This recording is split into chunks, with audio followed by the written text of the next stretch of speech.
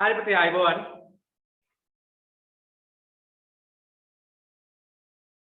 අපි යමු පාඩමට. අපි කතා කරන්නේ චලිතයේ පිළිබඳ නිව්ටන් නියම නේද? චලිතයේ පිළිබඳ නිව්ටන් නියම තමයි සාකච්ඡා කරන්නේ. right.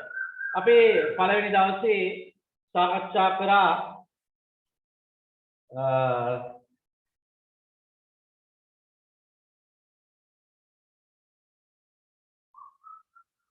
අවස්ථිතික රාම සම්බන්ධව මාතෘකා ධම්මකට මම කිව්වේ නේද?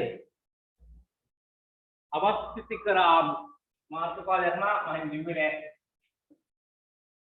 අවස්ථිතික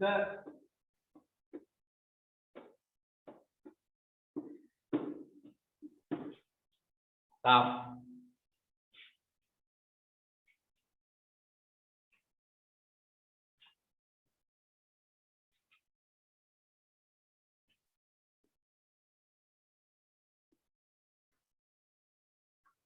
අවස්ථිතික රාම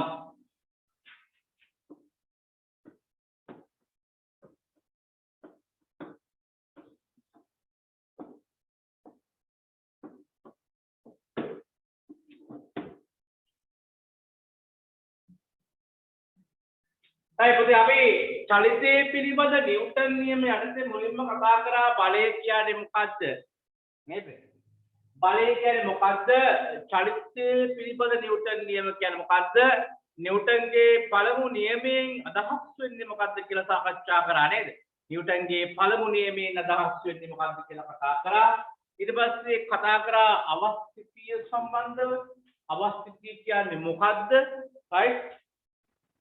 අපි කිව්වා චලනය වීමට දක්වන අකමැත්ත නැත්නම් තමන්ගේ චලිත ස්වභාවය වෙනස් කර ගැනීමට දක්වන අකමැත්ත අවස්ථිතිය කියලා. ඉතින් ඒ අවස්ථිතිය ස්කන්ධය මත රඳා පවතිනවා. යම් වස්තුවක ස්කන්ධය වැඩි වෙන්න එයාගේ අවස්ථිතිය වැඩි නේද? එයාගේ ස්කන්ධය වැඩි වෙන්න එයාගේ අවස්ථිතිය වැඩි. ඒක උදාහරණ සහිතව කතා කරා. හරි හැමෝම මේ ටික බලා ගන්න ඇති කියලා මම හිතනවා. යම් අවබෝධයක් ඇති කියලා හිතනවා. right. ඊට පස්සේ අපි අවස්ථිතික රාම කියලා මාතෘකාව දැම්මම මම හිතන්නේ ඒක ලිව්වේ නෑ. right. ඒක අපි පොඩ්ඩක් ලියාගමු. right. මොකද්ද මේ අවස්ථිතික රාමුවක් කියලා කියන්නේ? පුතේ අවස්ථිතික රාමුවක් කියලා කියනවා රාම ගැන පොඩ්ඩක් කතා කරා. විවිධ රාමුන් තියෙනවා. අපි එක් අවස්ථාවල විවිධ රාමුන් තමයි අපි පොළව කියන රාමුවේ තමයි ගොඩක් වෙලාවට ඉන්නේ. ඊට පස්සේ පොළව කියන රාමුව මත තියෙන තව පොඩි රාමුන් තියෙනවා නේද? බස් එක කරන එක වෙනම රාමුවක්. කෝච්චිය කරන එක වෙනම රාමුවක්. ට්‍රේන් එක මේ ප්ලේන් එක කරන එක වෙනම රාමුවක්. right? අනේ විදිහට අපි විවිධ රාමුන් ගැන දැනගන්න ඕන. right? ඊට පස්සේ මෙන්න මේ අවස්ථිතික රාමුවක් කියලා අපි හඳුන්වන්නේ පුතේ ත්වරණයකට. ත්වරණය කියන්නේ මොකක්ද කියලා දන්නව දැන් ඈ? ත්වරණයකට භාජනය නොවන රාමුවක්. රාමුවක්ද? ත්වරණයකට භාජනය නොවන රාමුවක් අපි හඳුන්වනවා අවස්ථිතික රාමුවක් කියලා. මොනවද මේ අතන මේ ත්වරණයකට භාජනය නොවන රාමු කියලා කියන්නේ? right? අපි දන්නවා පෘථිවිය කියලා කියන්නේ පුතේ ඔයාලා ඉස්සරහට ඉගෙන ගන්නවා පෘථිවිය කියලා කියන්නේ හැම වෙලාවෙම සූර්යයා වටා කේන්ද්‍ර අභිසාරයේ ත්වරණයකට ලක් වෙලා කියන එකක්. මොකද වෘත්තාකාර මාර්ගයක ගමන් කරන හින්දා මෙයාට තියෙනවා කේන්ද්‍ර අභිසාරී බලයක් තියෙනවා කියලා කියන්නේ පුතේ මේක ත්වරණය වෙනවා. පෘථිවිය හැම වෙලාවෙම සූර්යයා දෙසට ත්වරණයක් සහිතව තමයි ගමන් කරන්නේ. තේරුණාද? අපි කියනවා කේන්ද්‍ර අභිසාරී ත්වරණය. ඒ හින්දා පෘථිවිය මතයේ සිදුවන ඕනෑම චලිතයක් ත්වරණයකට භාජනය වෙනවා. ඒක අවස්ථිතික රාමුවක් කියලා ගන්න පුළුවන්ද අපිට? බෑ නේද? හැබැයි අපි මේ ප්‍රායෝගික විදිහින් ගන්නවා ඒක අවස්ථිතික රාමුවක් නේද? තමයි කරන්න දෙයක් නැහැ. එහෙනම් මොනවාද මේ ත්වරණය වෙන්න රාමු තියෙනවද? මේව හොයාගන්න අමාරුයි. right? උදාහරණයක් කිව්වොත් පෘථිවි ගුරුත්වාකර්ෂණයේ මිදලා පොතේ යම් අභ්‍යවකාශ යානයක් යනවනම් පෘථිවි ගුරුත්වාකර්ෂණයේ මිදුණාම එයා මත බලයක් ක්‍රියා කරන්නේ නැහැ. එයා ඔහි යනවා. එයා අවස්ථාවට ලබාගත් ප්‍රවේගයෙන් දිගටම ගමන් කරනවා. අන්නේ දිගටම ගමන් කරන වස්තුවක් අපි හඳුන්වනවා අවස්ථිතික රාමුවක් කියලා. හැබැයි එන්ජින් එක ඕෆ් කරලා තියෙන්න ඕනේ. ඔය එන්ජින් එක ඕෆ් කරපුවා තමයි ඒකාකාර ප්‍රවේගයෙන් මෙහා යන්නේ. කිසිම බලපෑමකින් තොරව අවසාන ලබාගත් ප්‍රවේගයෙන්ම නොකඩවා ඒකාකාර ප්‍රවේගයෙන් ගමන් කරන රොකට්ටුවක් අපිට අවස්ථිත රාමුවක් විදිහට සලකන්න පුළුවන්. පැහැදිලි? එහෙනම් ත්වරණයකට භාජනයේ නොවන රාමුන් අපි හඳුන්වනවා අවස්ථිතික රාමු කියලා. එච්චරින් ලියන්න. ත්වරණයකට භාජනයේ නොවන රාමු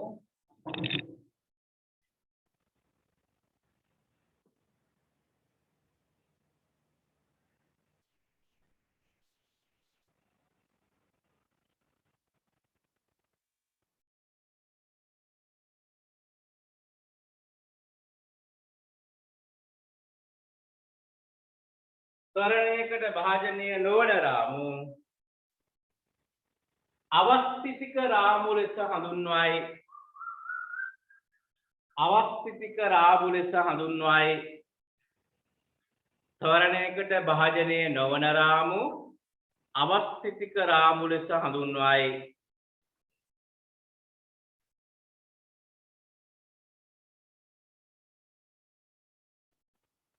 ත්වරණයකට භාජනය නොවන රාමු අවස්ථිතික රාමු ලෙස හඳුන්වයි.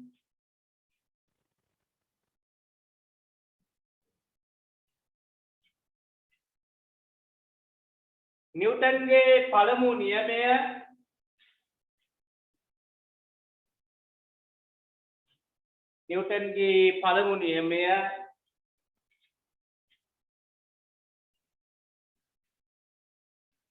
වළංගු වන්නේ නිව්ටන්ගේ පළමු නියමය වළංගු වන්නේ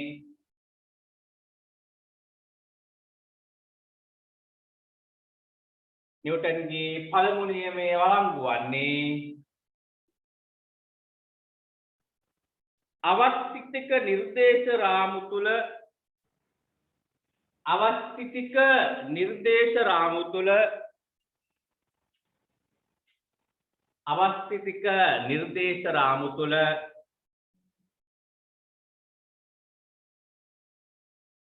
අවස්ථිතික නිර්දේශ රාමු තුල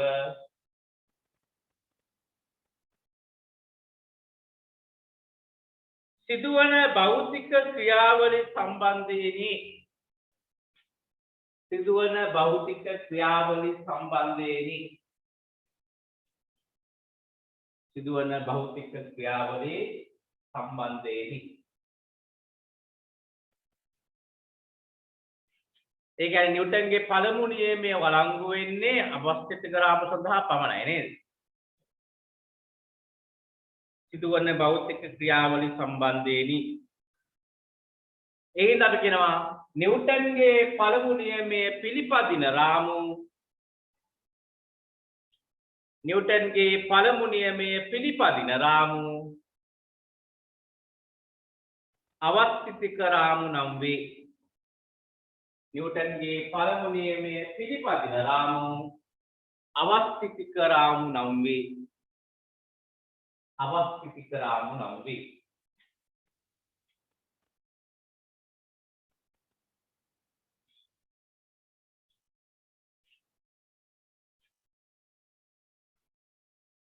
right එහෙනම් එහෙම රාමු නැත්නම් නිව්ටන්ගේ පළමු නියමය අත වළංගු නෑ කියලා වලට තේරෙනව නේද දැන්? right කමන්නේ අපිට අපේ විෂය නිර්දේශය තුල අපි ඒක වළංගු නියමයක් විදිහට තමයි සලකන්නේ. අපි ඒක ඉදිරියට අරයි යනවා අපේ විෂය නිර්දේශය තුල. right එහෙනම් ත්වරණයකට භාජනීය වන රාමු නොවන රාමු දෙකක් තියෙනවා නේද? එහෙනම් ත්වරණයකට භාජනීය නොවන රාමු කියලා කියන්නේ අවස්ථිතික රාමු නම් ත්වරණයකට භාජනීය වන රාමු මොනවාද? අපි ඒවට කියන අපිට සමුද්දේශ රාමු කියනවා. මොනවාද කියන්නේ? සමුද්දේශ රාමු කියලා කියනවා. මේවා විභාගයට ආන්නේ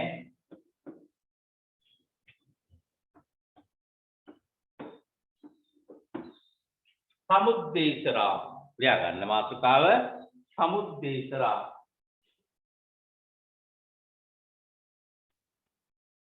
ඒක ඇත්තටම අපිට හම්බෙන ප්‍රායෝගිකව හම්බෙන රාමු තමයි පුතේ මොනවාද? සමුද්දේශ රාමු කියලා කියන්නේ.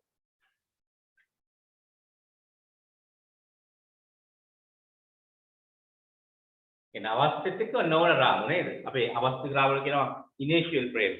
Initial frame and non-initial frame. මේ non-initial frame එක. right? සමුද්දේශ රාමුව. yes.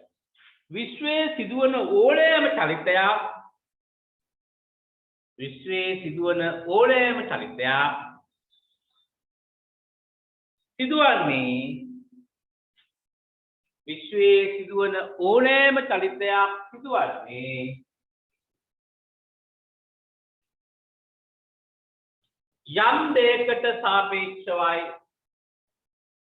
යම් දෙයකට සාපේක්ෂවයි මම පැහැදිලි කරන්නම් යම් දෙයකට සාපේක්ෂවයි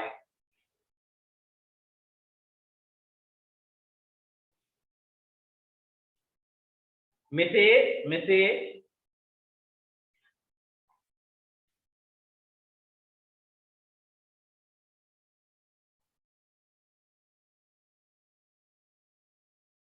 විශ්වයේ සිදුවන ඕනෑම චලිතයක් අය කියනවා ලියාගන්න විශ්වයේ සිදුවන ඕනෑම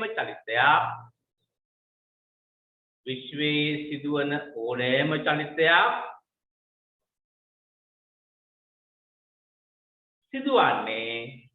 සිදුවන්නේ යම් දෙයකට සාපේක්ෂවයි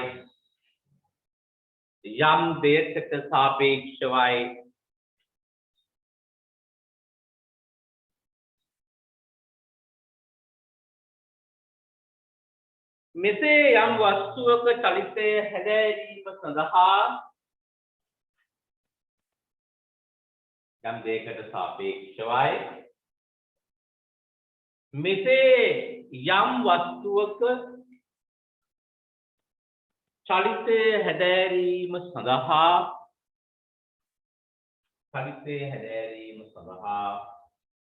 සාපේක්ෂව තෝරාගනු ලබන රාමුව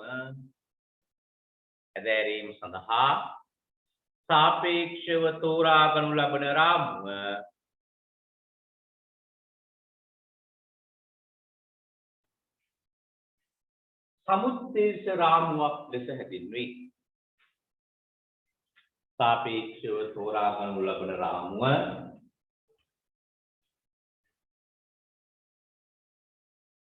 සමුද්දේශ රාමුවක් ලෙස හැඳින්වේ.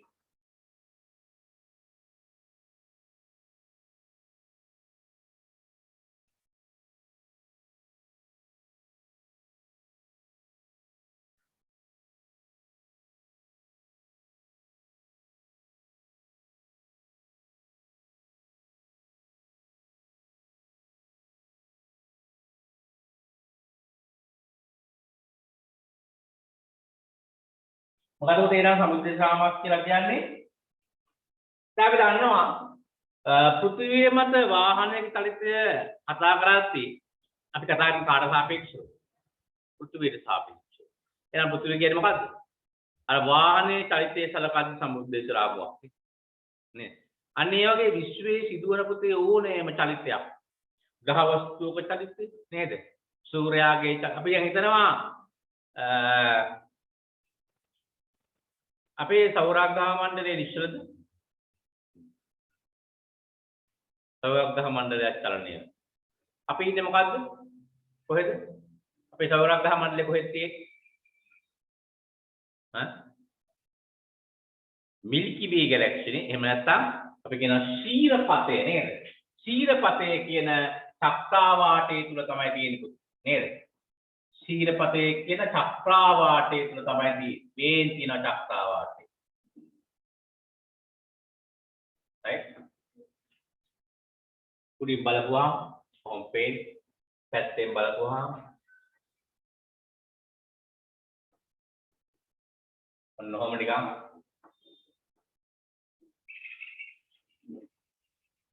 ඔවදී ඒ තියෙන අපේ චක්‍රාවාටයේ මැද මේ චක්‍රාවාටය කොච්චර පළලයිද? කිලෝමීටරද? ආලෝක වර්ෂ ලක්ෂයක් පළලයි පුතේ. Light year. ආලෝක වර්ෂ ලක්ෂයක් පළලයි. අපි ඉන්නේ මෙන්න මේ චක්‍රාවාටයේ කේන්ද්‍රයේ ඉඳලා ආලෝක වර්ෂ 30000ක් දුරින් ආලෝක වර්ෂ 30000ක් දුරින් තමයි මෙන්න මේක තමයි අපේ කවුද ඉන්නේ සෞරග්‍රහ මණ්ඩලයේදී මේ චක්‍රාවාටයේ තුල තරු බිලියන 200ක් විතර තියෙනවා. හරි? තරු කොච්චරක් තියෙනවද? බිලියන 200ක් විතර තියෙනවා. අපි මේ බිලියන 200න් එක තරුවක් වෙනවා. එක තරුවක් වටේ ඉන්න ග්‍රහලෝක 100ක් ඇත. නේද? අපිට අපේ ශීරපතේ ප්‍රමාණාත්මක භාවයේ තේරෙනව නේද? මේ ශීරපතෙන් එළියට යන්න හම්බෙන්නේ නැහැ අපිට කවදා. හරි? මොකද අපේ ශීරපතේ මැද්දට වගේ යනවනම් අවුරුදු 30000ක්. මෙතේ නම් කෙළවරට යනවනම් අවුරුදු 70000ක්. එරවනේ. ඒ තරම් දුර ප්‍රමාණයක් තියෙනවා මේ ශීරපතේ තුල. එතකොට මේ සෞරග්‍රහ මණ්ඩලය මේ ශීරපතේ මත උම කරගෙන. right? તો අපි සෞරග්‍රහ මණ්ඩලයට සාපේක්ෂව සූර්යයා නිශ්චලයි කියලා හිතනවා. හැබැයි සෞරග්‍රහ මණ්ඩලය නේද? හරිද? අපි හිතනවා පෘථිවිය නිශ්චලයි කියලා. අපි හිතනවා සූර්යයා නිශ්චලයි කියලා. අපි හිතනවා සෞරග්‍රහ මණ්ඩලය නිශ්චලයි කියලා. අපි හිතනවා ශීරපතේ නිශ්චලයි කියලා. ශීරපතයත් ප්‍රමණයි. බලන්න කොච්චර සංකීර්ණ චලිතයක් තුළ අපි ඉන්නේ කියලා. ඒ හැම චලිතයක්ම දරාගෙන පොළොව උඩ අපි ඔය අල්ලන්නේ නැතුව ඔය ඉන්නවා. දැන් මේ වෙලාවේ බලපු පුරුදු ඉඳන් ඉන්නවා මම ඊට කලින්. බලන්න මේ සංකීර්ණ ඔය ඇරි හිතන්න යන්න එපා. හරි? මේ විෂය නේද? තාරකා විද්‍යාව කියන විෂය අනන්තය ප්‍රමාණයි.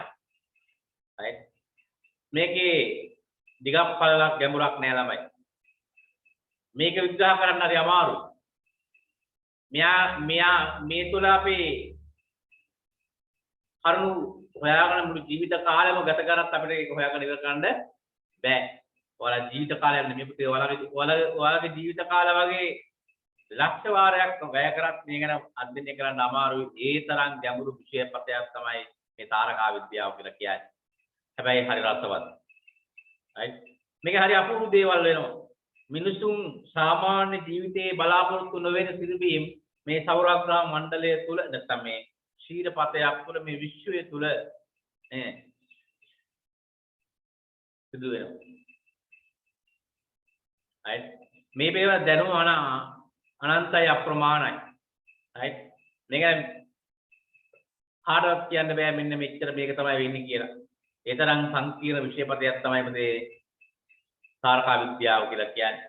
එයා සම්බන්ධ යම් හරි මේ අල්ප මාත්‍රයක අවබෝධයක් උනන් ලබා ගන්න පුළුවන් භෞතික විද්‍යාව විෂයක් විදියට හදාර පුද්ගලයෙක් විතරයි. right? තේරුණාද? එහෙම නැතුව කිසිම මේ ලෝකේ ජීවත් වෙන කිසිම මිනිසෙකුට තාරකා විද්‍යාව සම්බන්ධ යම් ප්‍රමාණයක අවබෝධයක් ලබා ගන්න බෑ. ඒ පුද්ගලයා අනිවාර්යයෙන්ම භෞතික විද්‍යාත්මක මූලධර්මයන් පිළිබඳ යම් අවබෝධයක් ලබා තිබිය යුතුයි.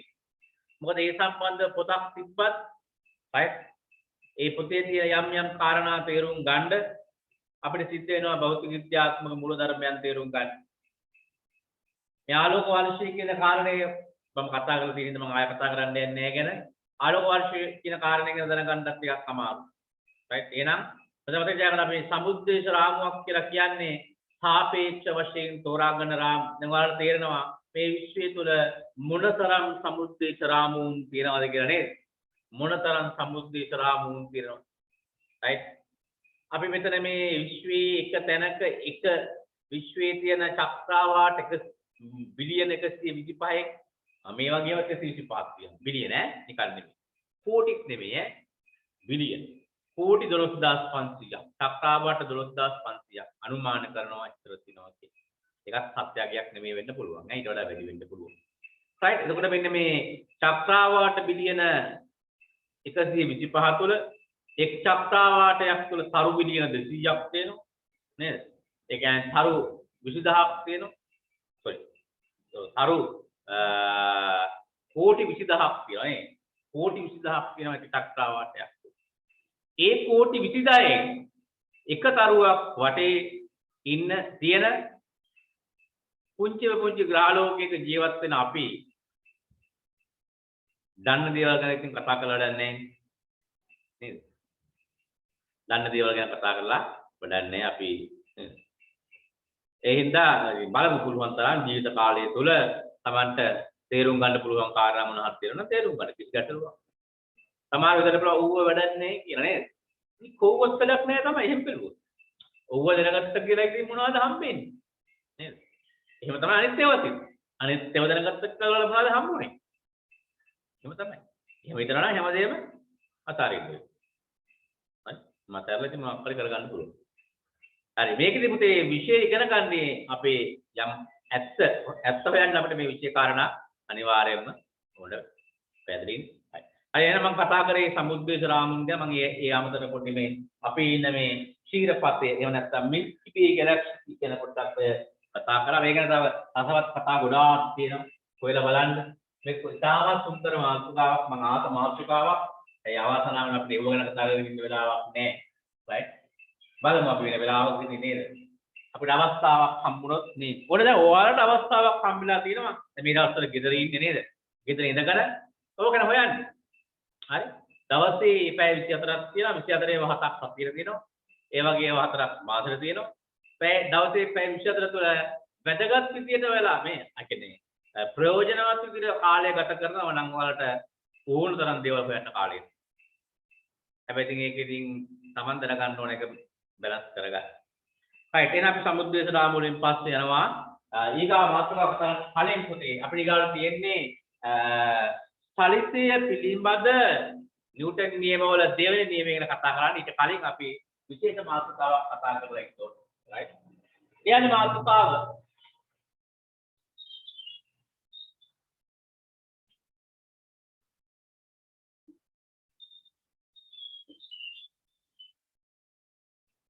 ගම්මිතාව කියන්නේ මාතෘකාව ගම්මිතාව ඉංග්‍රීසියෙන් කියන මොමන්ටම් කියලා කියනවා. මොමන්ටම් ඒක අපිට ඒකට සංකේතයක් විදිහට m කියලා දෙන්නත් පුළුවන්. හැබැයි අපි p කියලා භාවිත කරනවා. ගම්මිතාව දෙන සංකේත මොනවාද? MP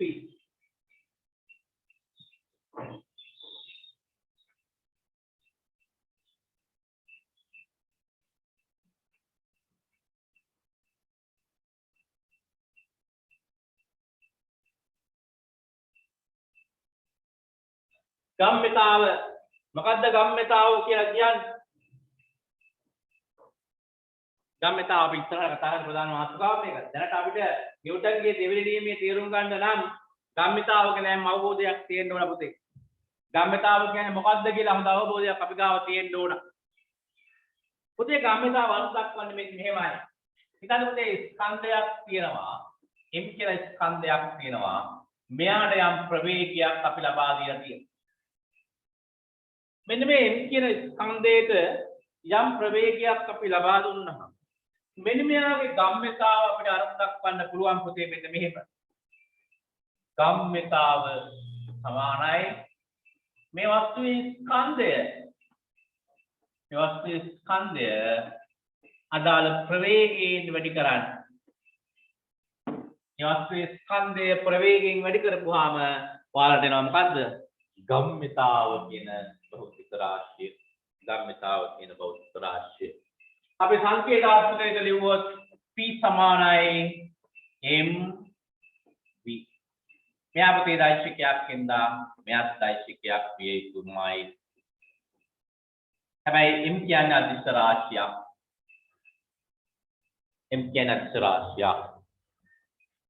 අයිසියන් ගම්මිතාව කියලා කියන්නේ පුතේ රූප අනගානේ m ස්කන්ධයක් තියෙනවා. මේ ප්‍රවේගයක් තියෙනවා. එහෙනම් ගම්මිතාව අපි අර්ථයක් කරනවා ස්කන්ධයේ වැඩි කිරීම ප්‍රවේගය කියන. මොනවාද ගම්මිතාවේ ඉස්තු වෙන්නේ? ස්කන්ධය ප්‍රවේගය. මොනවාද ගම්මිතාවේ මාන වෙන්නේ M LT ඍණ එක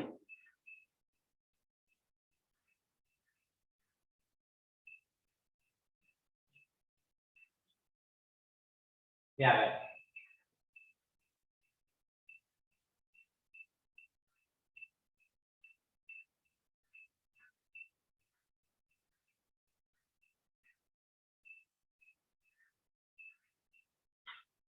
කිලෝග්‍රෑම් MS ඍණ එක MLT ඍණ එක මෙයා ඒකකය මෙයා මතාව ඉතින් ඕන තරම් එකක ලබා ගන්න පුළුවන් ඔයාලා ඒක කැපිටල් දෙක ලබා ගන්න පුළුවන්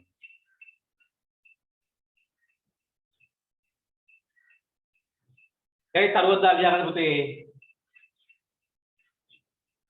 ගම්මිතාව යනු දෛසික රාශියකි ගම්මිතාව යනු දෛසික රාශියකි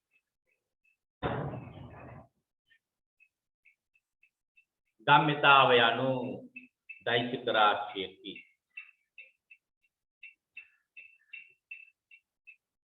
ඇතර පුතේ මෙතනදී මේ අපි කතා කරේ ගම්මිතාවේ ප්‍රධාන කොටස් දෙකක් වෙන එකක් තමයි රේඛීය ගම්මිතාව අනිත් එක කෝණික ගම්මිතාව රේඛීය ගම්මිතාව කෝණික ගම්මිතාව තමයි අපේ මාතෘකා දෙක හැබැයි අපි කෝණික ගම්මිතාව විතර අපි කතා කරන්නේ නැහැ ඇතර මේ රේඛීය ගම්මිතාව සඳහා අත්දැකීම තමයි මේ අපි ලබා දීලා තියෙන්නේ right රේඛීය ගම්මිතාව සඳහා අත්දැකීම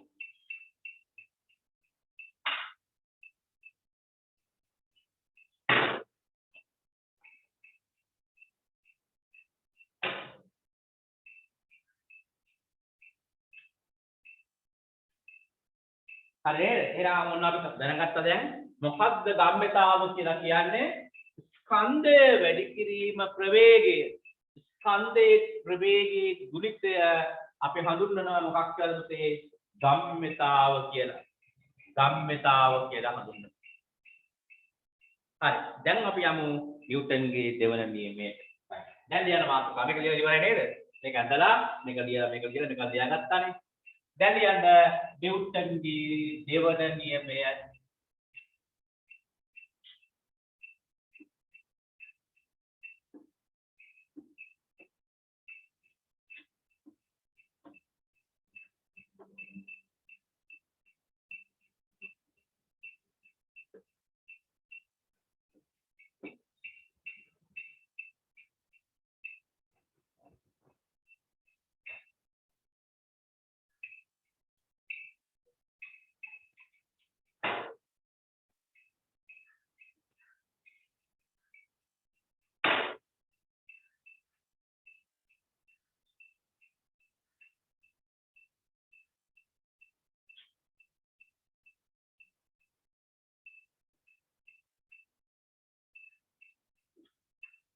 නිව්ටන්ගේ දෙවන නියමය යාන පුතේ නිව්ටන්ගේ දෙවන නියමය right ලියන්න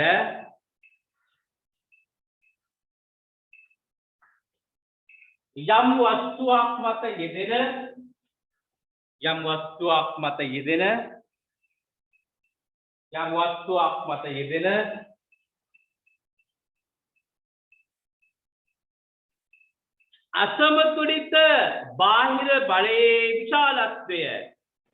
අසමතුලිත බාහිර බලයේ විශාලත්වය අසමතුලිත බාහිර බලයේ විශාලත්වය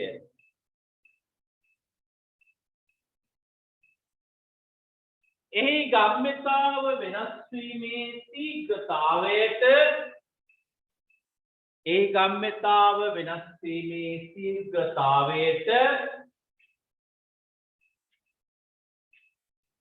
යම් වස්තුවක් මත යෙදෙන අසමතුලිත බාහිර බලයේ විශාලත්වය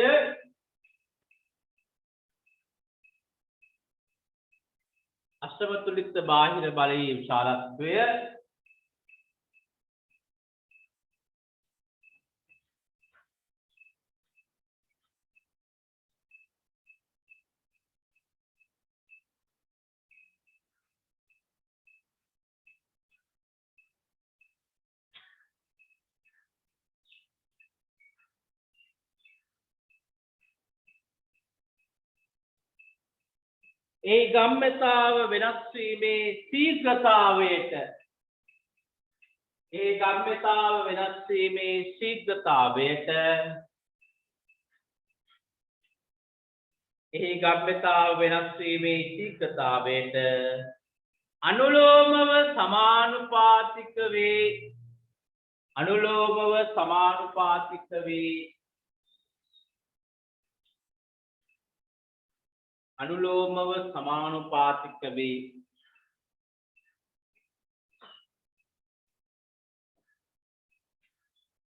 බලයේ දිශාව ගම්්‍යතාවේ දිශාවම වේ බලයේ දිශාව ගම්්‍යතාවේ දිශාවම වේ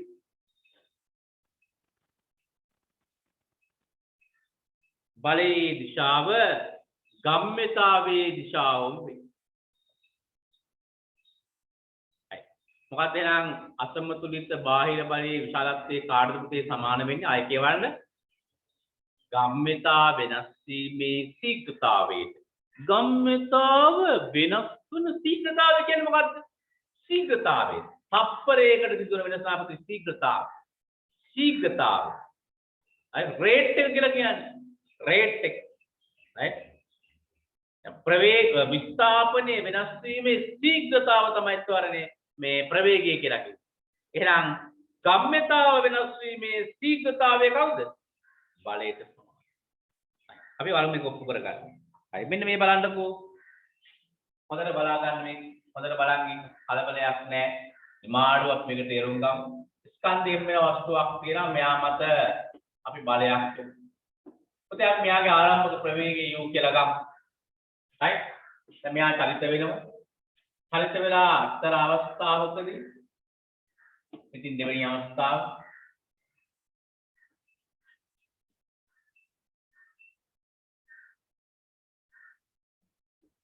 ඒ බලයෙන්ම තමයි දෙන්නේ. ඒක අනිවාර්යයෙන් මෙයා ත්වරණය වෙන්න දැන් මෙයාගේ ප්‍රවේගී v දක්වා වැඩි වෙනවා. මෙයාගේ ත්වරණය මම ගන්නම් පුතේ a කියලා. හරි. අපි දුමු මෙයාගේ සුළු විස්ථාපනය විකෘත කේන්ද්‍රය දක්වමු.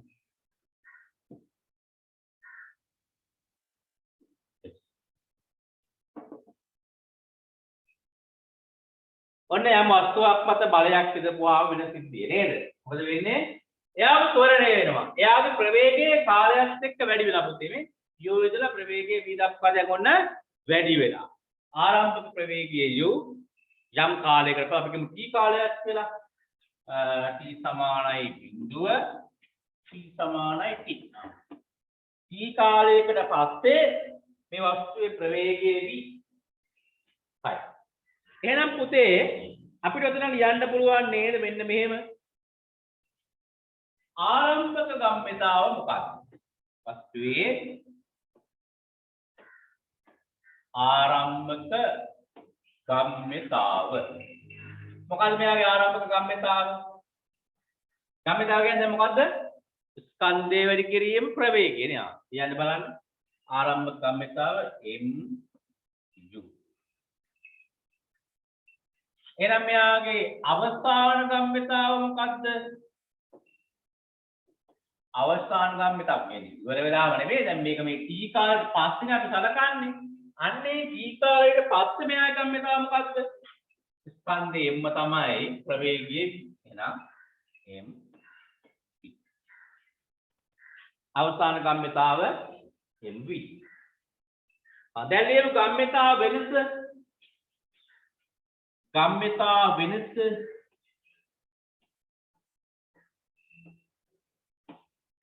මොකද ගම්්‍යතා වෙනස පුතේ mv ඍණ mu අවසාන ගම්්‍යතාවෙන් ආරම්භක ගම්්‍යතාව අඩු කරපුවාම තමයි පුතේ ගම්්‍යතා වෙනස එන්නේ නේද අවසාන ගම්්‍යතාවෙන් ආරම්භක ගම්්‍යතාව අඩු කරපුවාම අපිට නම් මොකද්ද ගම්්‍යතා වෙනස ඊගොල්ලෝ යන්නේ ගම්්‍යතා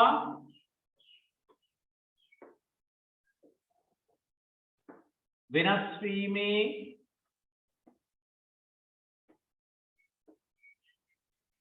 ශීඝ්‍රතාව MV ඍණ MU බෙදීම. ගම්මිතා වෙනස් වීමේ ශීඝ්‍රතාව. right? ගම්මිතා වෙනස් වීමේ ශීඝ්‍රතාව. කාලයෙන් බෙදන්න. කොච්චර කාලයද ගත වෙලා තියෙන්නේ එකකින් බෙදනවා. මේක තමයි ගම්මිතා වෙනස් වීමේ ශීඝ්‍රතාව කියලා කියන්නේ. නිව්ටන් මොකද කියන්නේ? මෙන්න මේ ගම්මිතාවේ වෙනස් වීමේ ශීඝ්‍රතාවය කාටද සමාන වෙනවා කියන්නේ?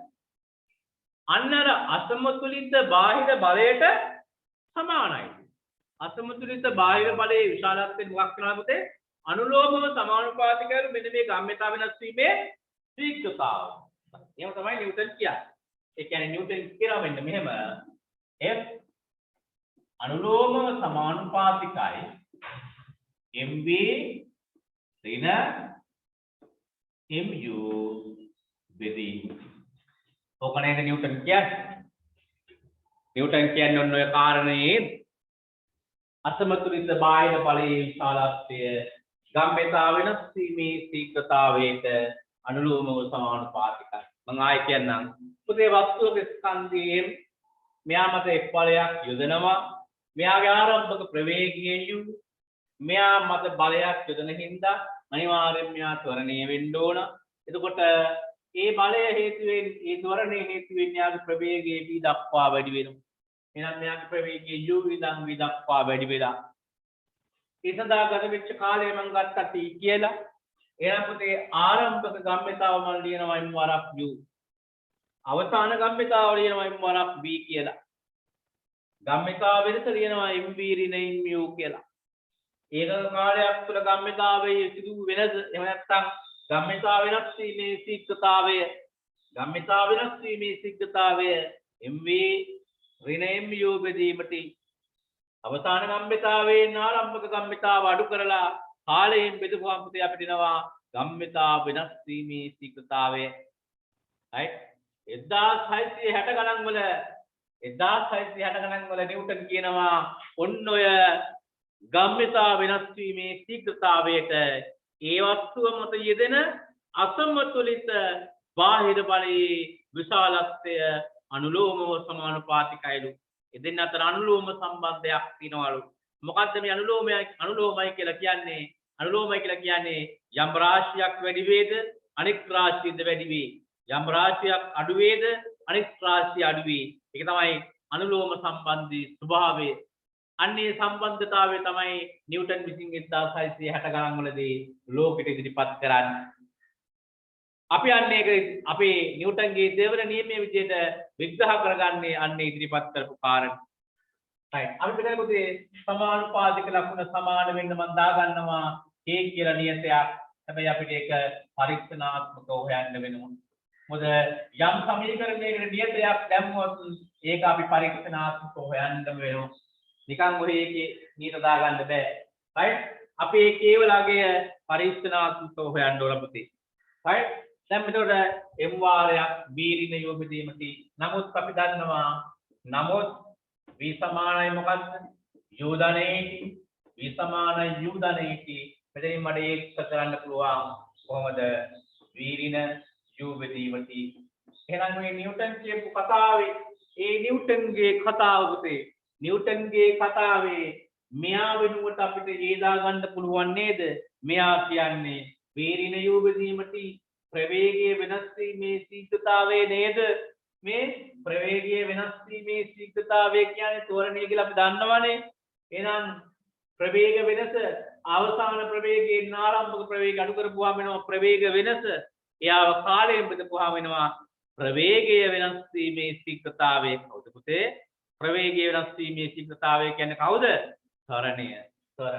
එහෙනම් අපිට f සමානයි k m a කියලා ලියන්න. f සමානයි k m a කියලා ලියන්න. තාම ඉවර නෑ වැඩි ඈ. තව k අයින් කරගන්න ඕන. k අයින් කරගන්න කලින් ඔයාලා ඔය ටික ඇඳගන්න. මේක ඇඳගෙන ලස්සන ඇඳගෙන මේ ටික පිළිවෙලට ලියා ගන්න. ලියාගෙන මෙන්න මේ ටික තේරුම් ගන්න ලියන්න. මෙන්න මෙතනින් නවත්තන්න. හරි පටන් ගන්න.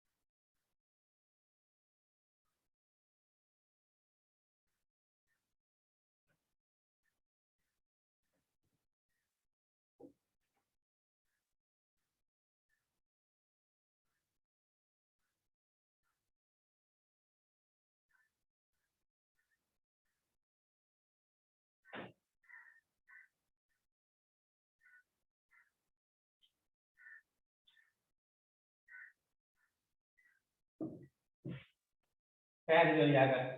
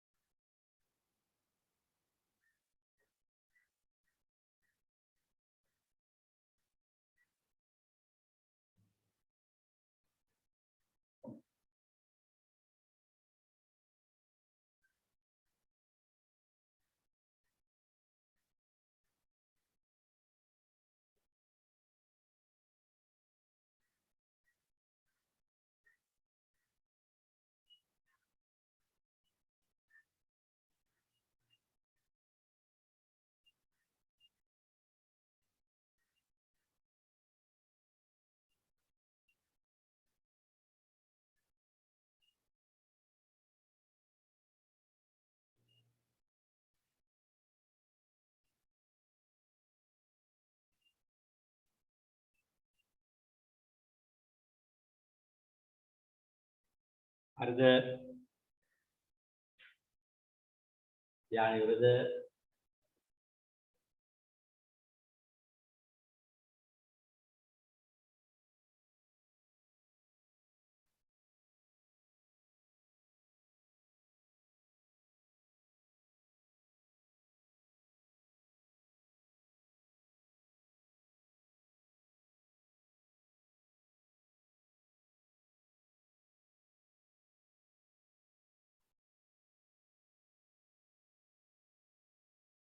හරි. ලියන අනුමාතුකාව නිව්ටනයේ අර්ථ දැක්වීම. නිව්ටනයේ අර්ථ දැක්වීම.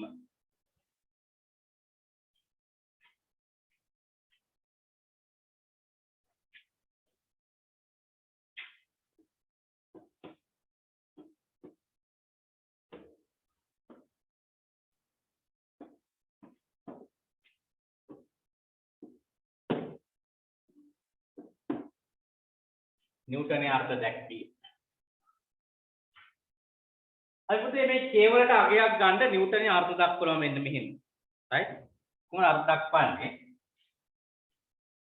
අපි ගමු පුතේ කිලෝග්‍රෑම් එකක වස්තුවක්. කිලෝග්‍රෑම් එකක වස්තුවකට එකයි ms ඍණ දෙක ත්වරණයක්. මොකද්ද? කිලෝග්‍රෑම් එකක ස්කන්ධයකට කිලෝග්‍රෑම් එකක වස්තුවකට එකයි ms ඍණ දෙක ත්වරණයක් ලබා දීම සඳහා එකයි ms ඍණ දෙක ත්වරණයක් ලබා දීම සඳහා එය මත යෙදිය යුතු බලය තමයි පුතේ නිව්ටන් කියලා කියන්නේ. නිව්ටන් එකක් කියලා කියන්නේ මොකද්ද? කිලෝග්‍රෑම් එකක ස්කන්ධයක් එකයි ms ඍණ දෙක ත්වරණයක් ලබා දීම සඳහා එය මත යෙදිය යුතු බලය අපි හඳුන්වනවා නිව්ටන් එකයි. නිව්ටන් එකයි කියලා. ඉතලා වචනේ පොඩ්ඩක් ලියාගමු. ලියන්න. කිලෝග්‍රෑම් එකක ස්කන්ධයකට ලියාගන්න. මාතෘකාව දාලා යටින් වචනේ ලියන්න පස්සේ දාගමු. කිලෝග්‍රෑම් එකක ස්කන්ධයකට කිලෝග්‍රෑම් එකක ස්කන්ධයකට එකයි ms ඍණ දෙක ත්වරණයක් ලබා දීමට එකයි ms ඍණ දෙක ත්වරණයක් ලබා දීමට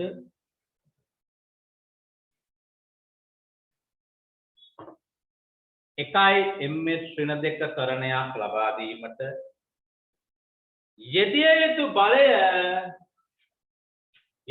බලය නිව්ටන් එකක් ලෙස අර්ථ දැක්වී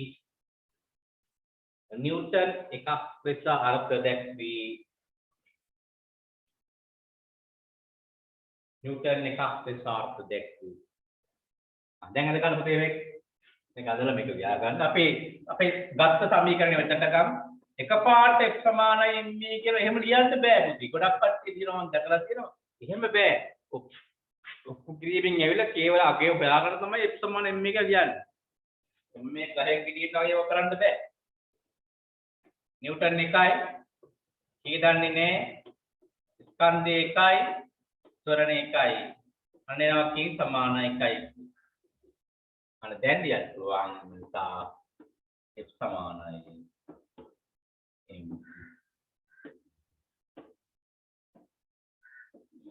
මොන අපි නිව්ටන්ගේ දෙවනි නියමය සමීකරණයක් විදිහට සංකේතාත්මකව ප්‍රකාශ කරනවා. මම කැමති තව මේක මේ විදිහට ඔයාලා මතක තියාගන්නව නම් ගණන් හදද්දී ඔයාලට ඕන වෙයි ගම්මිතා වෙනස් වීමේ ශීඝ්‍රතාවය. ඔය එකම සමීකරණය තමයි ස්වරූප දෙකකින් කියන්නේ. ගම්මිතා වෙනස් වීමේ ශීඝ්‍රතාව මේ තියෙන්නේ සමානයි මේ තියෙන්නේ සමානයි මේ තියෙන්නේ f සමානයි මේම තමයි යක් වෙනස් විදිහකට. ගණන් හදද්දී ඔයාලා දෙකම භාවිත කරන්න පුළුවන්. ඔක ලියාගන්න තක්කම ඔය ලියාගන්න.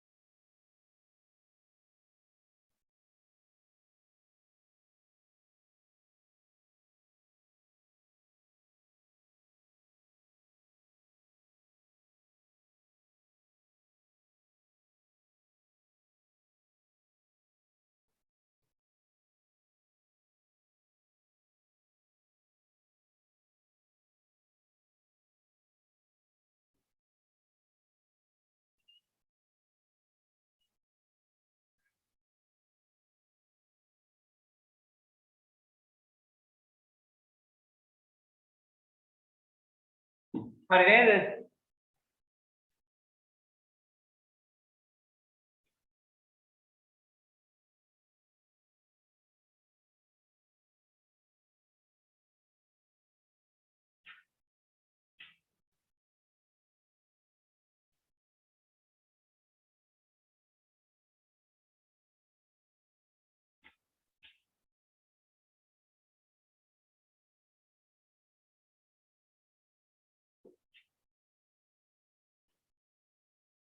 අපි නිව්ටන්ගේ දෙවෙනි නියමය සාකච්ඡා කරමු.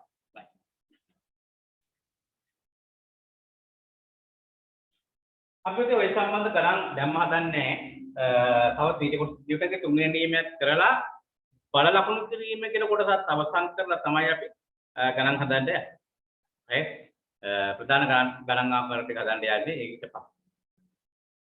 අපි නිව්ටන්ගේ තුන්වෙනි නියමයත් මේ ගාම සාකච්ඡා කරමු. එහා ලියා ගන්න මාතෘකාව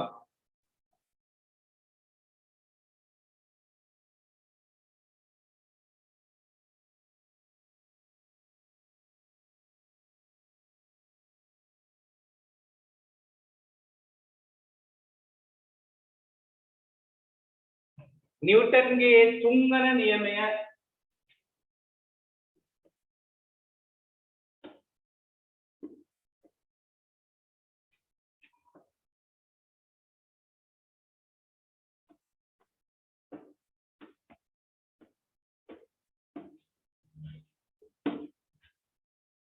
නිව්ටන්ගේ තුන්වන නියමය ඔයාලා දන්නේ කන්නේ නේද? නිව්ටන්ගේ තුන්වන නියමය කියලා කියන්නේ ඔයාලා දන්නේ. ඔයාලා වැඩියෙන්ම දන්නේ. හැබැයි අපිට වැදගත් එක්කෙනා. ඔයාලා වැඩියෙන්ම දන්නේ එක්කෙනා හා ඔය නියම තුනෙන් වැදගත්ම නියමය තමයි පුතේ නිව්ටන්ගේ තුන්වන නියමය කියලා කියන්නේ. ඔයාලා විහිළුවටත් ඉතින් කියලා නේද? සෑම ක්‍රියාවකටම මොකද? දිශාවෙන් ප්‍රතිවිරුද්ධ විශාලත්වයෙන් සමාන ප්‍රතික්‍රියාවක් කියනවා. නේද? every action has a reaction නේද? එතකොට සෑම ක්‍රියාවකටම මොකද්ද? විශාලත්වයෙන් සමාන වූ දිශාවෙන් ප්‍රතිවිරුද්ධ වූ ප්‍රතික්‍රියාවක් ඇත. ඒක තමයි නිව්ටන්ගේ තුන්වෙනි නියම විදිහට ඉතාම සරලව කිව්වේ. හැබැයි සරලව කිව්ව වුණාට මම දකින්න විදිහට ඉතාමත්ම වැදගත් කාරණයක් උක. ඉතාමත්ම වැදගත් කාරණයක්. ඒක ඉදිරි පැය තුනදී වල හොඳටම තේරෙයි. ඇයි නිව්ටන්ගේ තුන්වෙනි නියම මෙච්චර වැදගත් කියලා. හරි. යන්න. සෑම ක්‍රියාවකටම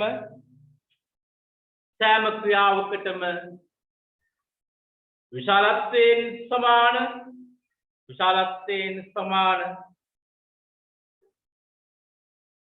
සෑම ක්‍රියාවකටම විශාලත්වයෙන් සමාන හා දිශාවෙන් ප්‍රතිවිරුද්ධ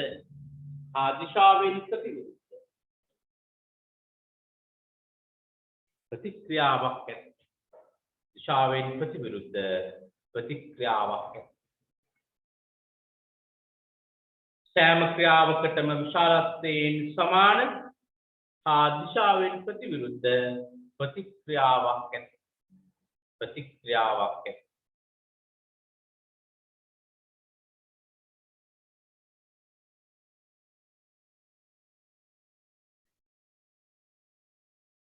හරි අපි දැන් තුන්වෙනි එක පොඩ්ඩක් පැහැදිලි කරගමු මෙන්න මෙහෙම. අපි ගමු පුතේ මෙන්න මෙහෙම.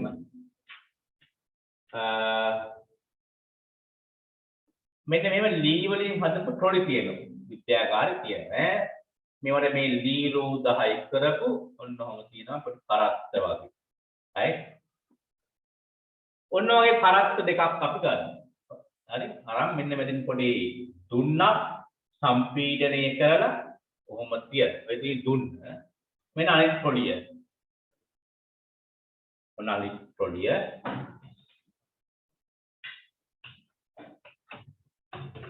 හැම මට්ටමේ ඔහොම තියාදී.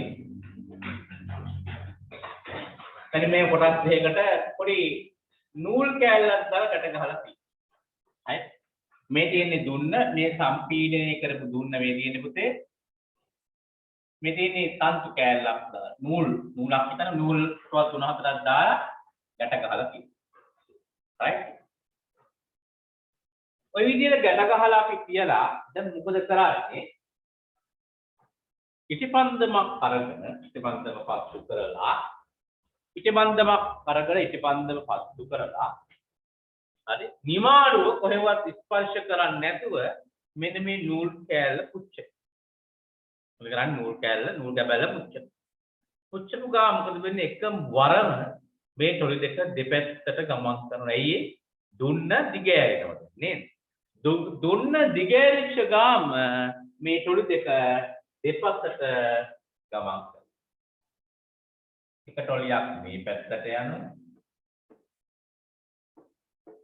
right? අනිත් තොලිය මේ පැත්තට යනවා.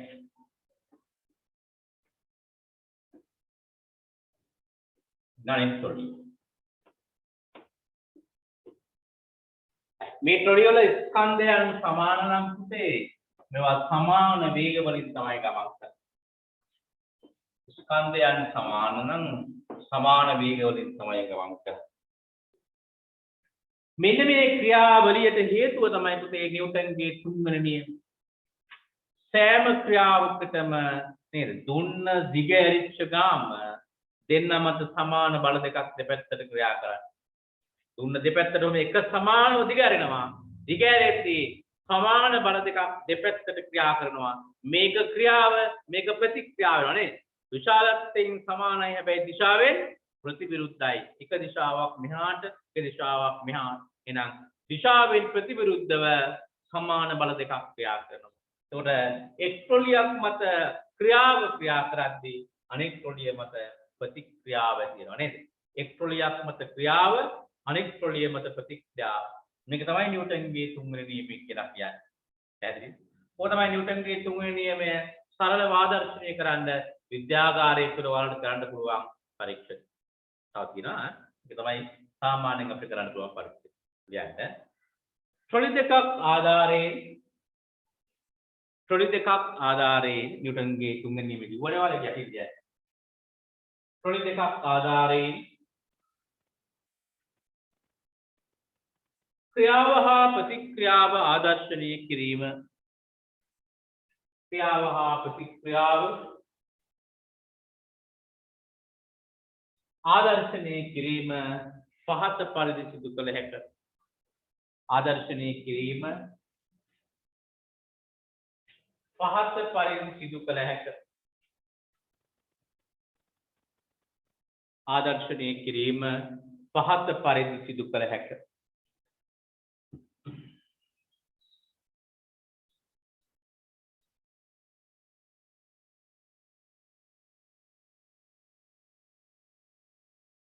ලියන්න. පහත තොලි දෙක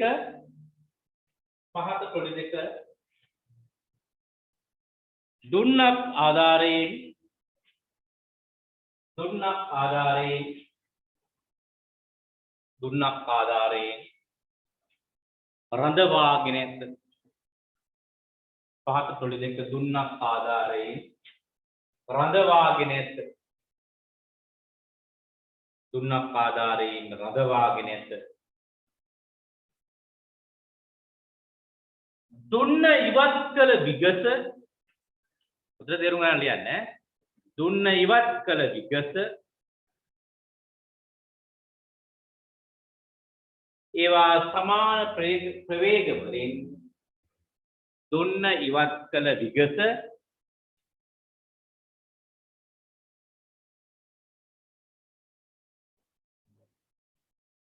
ඒවා සමාන වේග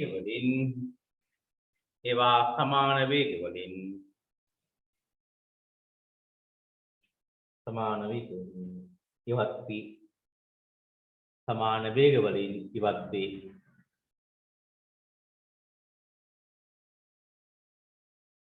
right. Ada kan putih rupa terang? Kayak itu langsung rupa terang kan?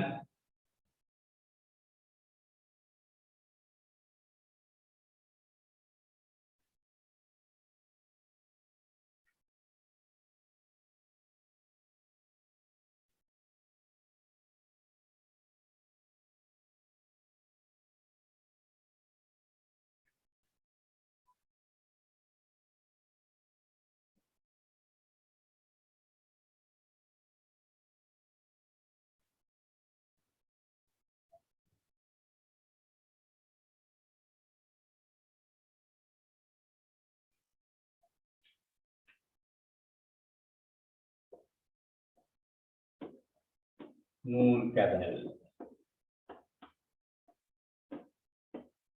සර්පිල දුන්නා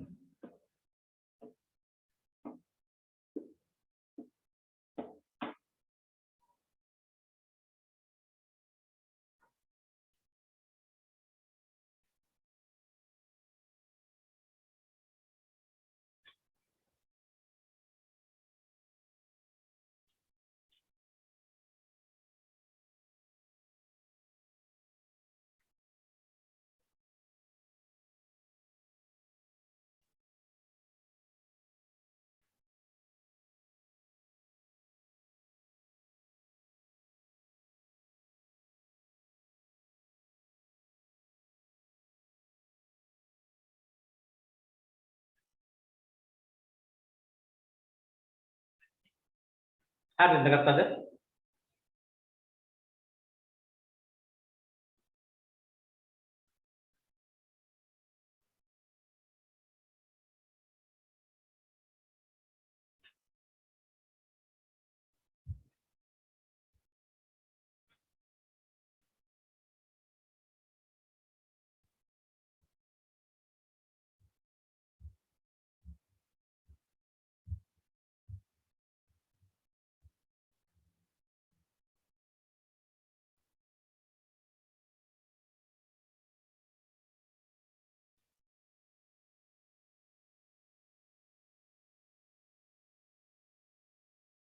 හරිද යටි ලියන්න පුතේ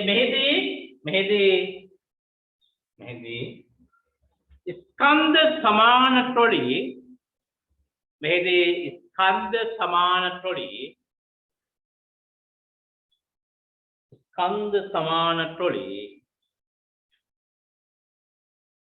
දෙපසට සමාන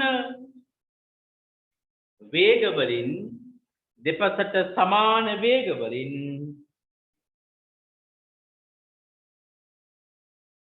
ඉවත් වන්නේ සමාන වේගවලින් ඉවත් වන්නේ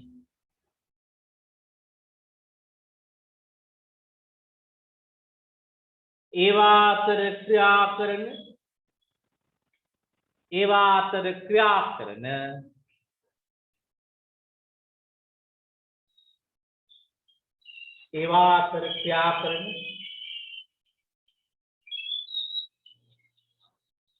සමාන බල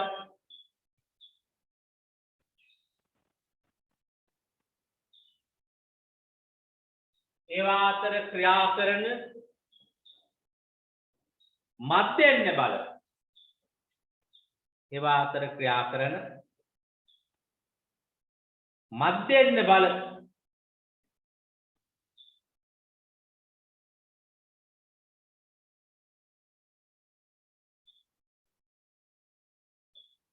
ඒවා අතර ක්‍රියා කරන මධ්‍යන්න බල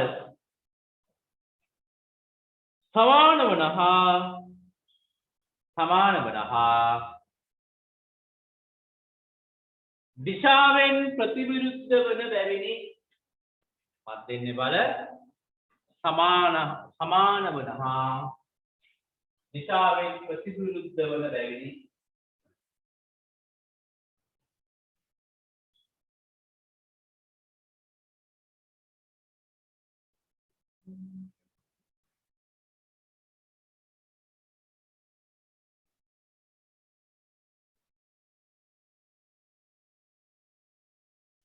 සමාන වන හා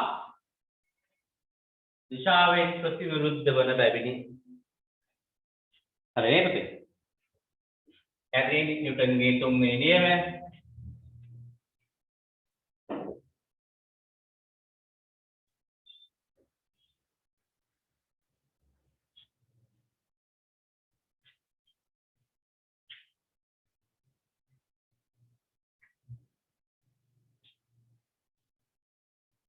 right අවබෝධයෙන් අහන් ඉන්න හොඳට අහන් ඉඳලා ඔය නෝට් එක යාගෙන පස්සේ අද දවස් තුල ආය කියවන්න ඕනේ නේද? විතර ඉඳි දැන් මම දන්නවා ගොඩක් ළමයිට කම්මැලිකම් ඇති නේද?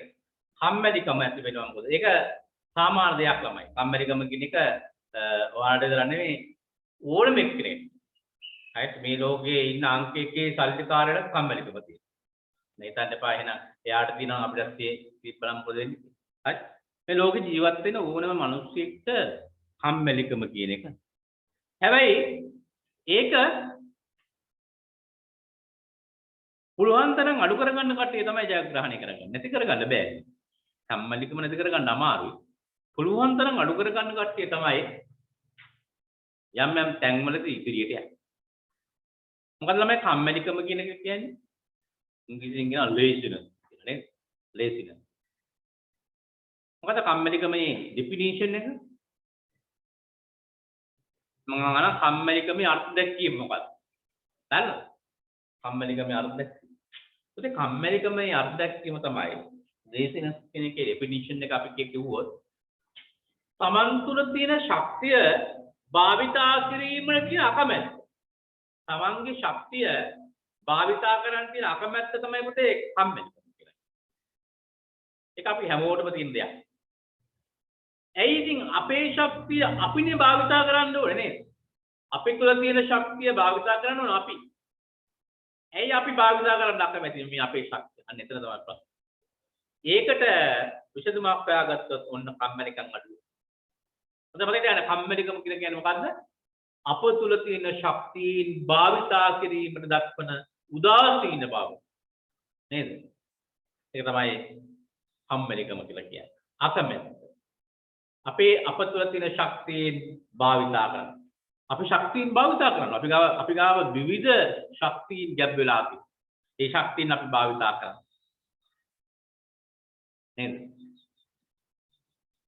ඉතින් අපි කම්මැලිකමට හේතුවක් විදිහට ගොඩක් ළමයිට දෙන ඇබ්බැහි වීම. දැන් ඒක කියන්නේ ටීවී බලන්න ගත්තොත් ඇබ්බැහි වෙයි. ෆෝන් එක අතර ගත්තොත් දැන් ෆෝන් එක අතර ගන්නවා විනාඩියකට. යාළුවෙක්ට මෙසේජ් එකක් දාන්න අතර ගන්න. ෆෝන් එක ආයෙ තියන්නේ පැයෙන් විතර පස්සේ. මෙහෙත් දෙමන්ද? මෙහෙත් එකක් දාලා ආයෙත් බලන්න මොකක් හරි Facebook කරේනවා. ඒ බලද්දී ආපු වීඩියෝ එකක් නේද බලන්න. ඒ බලනකොට ආයෙ ඒ වගේම වීඩියෝ එකක් ප්ලේ වෙනවා. ඒකත් බලන්න. එහෙම තමයි. සෝෂල් මීඩියා කියනම නිර්මාණය කරලා තියෙන ඔයාලගේ මානසිකත්වයේ තේරුම් ගන්න. නේද? ඔයාලා කැමති වෙන જાතියේ වීඩියෝ එකක් තිබ්බහම ඊගාවට සජෙස්ට් වෙන්නේ ඔයාලට ඒ වගේම වීඩියෝ එකක්. එයි. ඒ ඔයාලගේ මානසිකත්වය ඒ සෝෂල් මීඩියා සොෆ්ට්වෙයාර් හදන කට්ටිය තේරුම් ගන්න තියෙනවා. මොකද අපේ යම් කිසි කැමැත්තකින් යම් දෙයක් බලනවා නම් අන්න එතකොට අපිට යම් හෝමෝනයක් ඒ ශ්‍රාවීන හෝමෝනට අදාළව right ඒ සිදුවනේ මානසික ක්‍රියාවලට අදාළව එයාලා සෝෂල් මීඩියා නිර්මාණය කරද්දී එයාලා නිර්මාණය කරනවා එහෙනම් මෙයා දැන් මේකට දැන් ඇඩික්ට් නේ දැන් මේකට දැන් ඇප් එකක් වුණා. දැන් ඊගාට දෙන්න ඕන අපි ඊගාට ඒ වගේම වීඩියෝ එකක්. ටිකක් ඇද්ද ඒ වගේම වීඩියෝ එකක්. එහෙම තමයි සෝෂල් මීඩියා හදලා තියෙන්නේ. උදාහරණයක් මම මෙන්න මේව කියන්නම්. දැන් ඔයාලා WhatsApp හරහා ඔයාලා උදේ කියන්නේ දවසේ වෙලාවල් දෙක තුනකදී WhatsApp කරා යම් කිසි දෙයක් ගැන යම් කිසි බ්‍රෑන්ඩ් එකක් ගැන කතා කරන්නකො. බ්‍රෑන්ඩ් එක අමාරු මම මේ කියන එකට කරන්න අමාරු Facebook නැත්තම් හරි ඒක කරන්න යන්න එපා. නැත්තම් හොඳ ගොඩක් හොඳයි.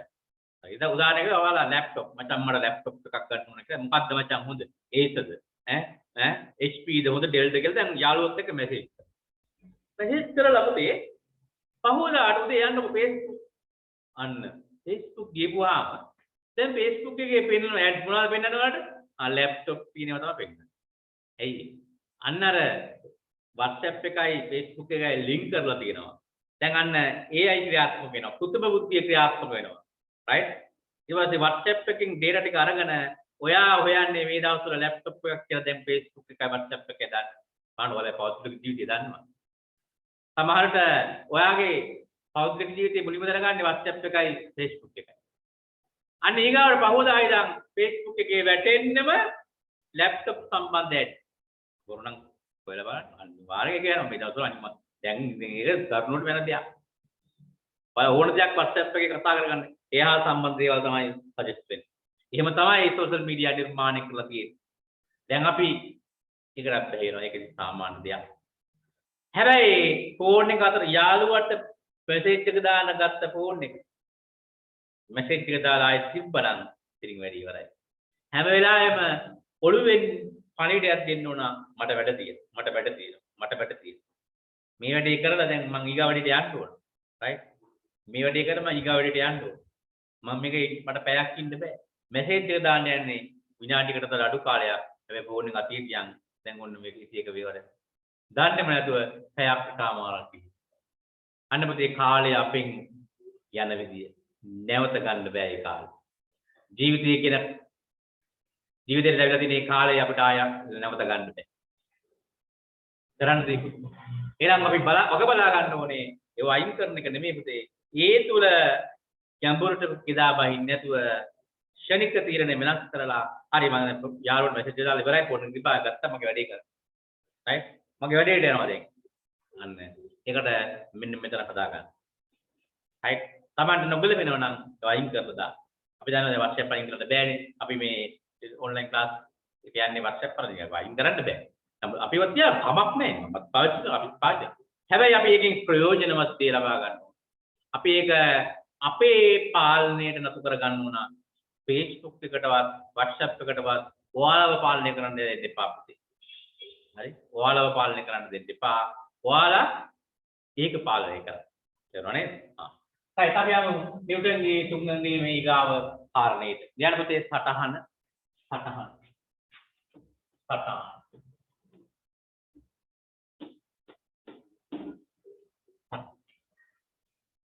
දැන් පුතේ මේ නිව්ටන්ගේ තුන්වෙනි නියමය අනුව පොඩ්ඩක් අපිට පැහැදිලි වෙනවා මේ බලය ක්‍රියා කරන්නේ ක්‍රියාව හා ප්‍රතික්‍රියාව කියන යුගල වේද මේ යුගලේ එකපාර ඇති වෙනවා බලය ක්‍රියා කරන පුතේ ක්‍රියාව හා ප්‍රතික්‍රියාව හැම තැනම ක්‍රියාව ප්‍රතික්‍රියාව එහෙනම් පුතේ මේ නිව්ටන් කියන විදියට පුතේ බලය හැම වෙලාවෙම ක්‍රියා කරන්නේ යුගල් වශයෙන් හැම වෙලාවෙම බලයට යුගලක් තියෙනවා right ඒක අපි තේරුම් ගන්න ඕනේ ලියන්න තුන්වන නියමයට අනුව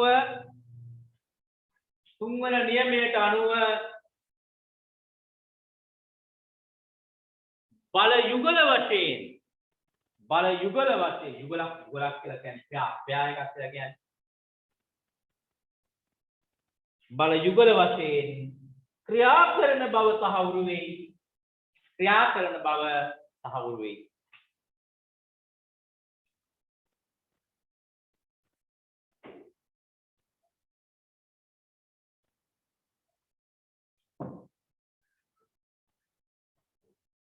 ක්‍රියා කරන බව තහවුරු වෙයි ඒවා ක්‍රියාව හා ප්‍රතික්‍රියාව වෙයි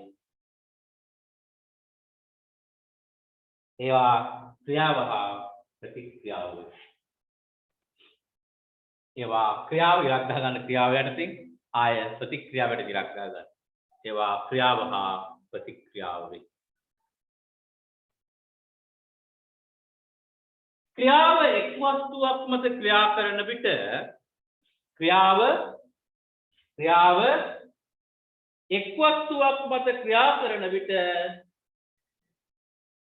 එක් වස්තුවක් මත ක්‍රියා කරන විට ප්‍රතික්‍රියාව අනෙක මත ක්‍රියා කරයි ප්‍රතික්‍රියාව අනෙක මත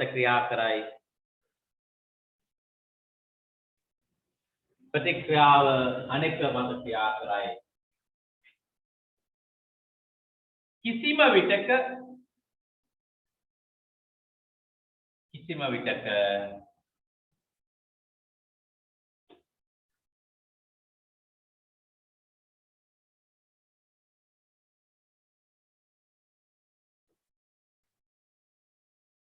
ක්‍රියාව හා ප්‍රතික්‍රියාව කිසිම විටක ක්‍රියාව හා ප්‍රතික්‍රියාව එකම වස්තුවක් මත ක්‍රියා නොකරයි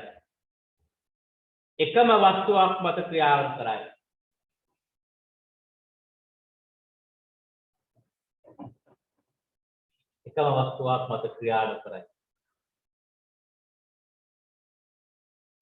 right එහෙනම් මේ මොකද කියන්නේ අපි සරලව කිව්වොත් මෙන්න වස්තුව මෙන්න යාගේ බර ක්‍රියා කරන මේ තමයි පිටේ ක්‍රියාව මෙන්න ක්‍රියාව මෙන්න ප්‍රතික්‍රියාව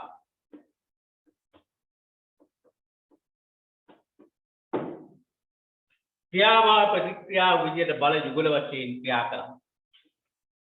කිසිම වෙලාවක එක වස්තුවක් මත ක්‍රියාවයි ප්‍රතික්‍රියාව ඇති වෙන්නේ ක්‍රියාව එක් වස්තුවක් මත ක්‍රියා කරද්දී ප්‍රතික්‍රියාව තවත් වස්තුවක් මත.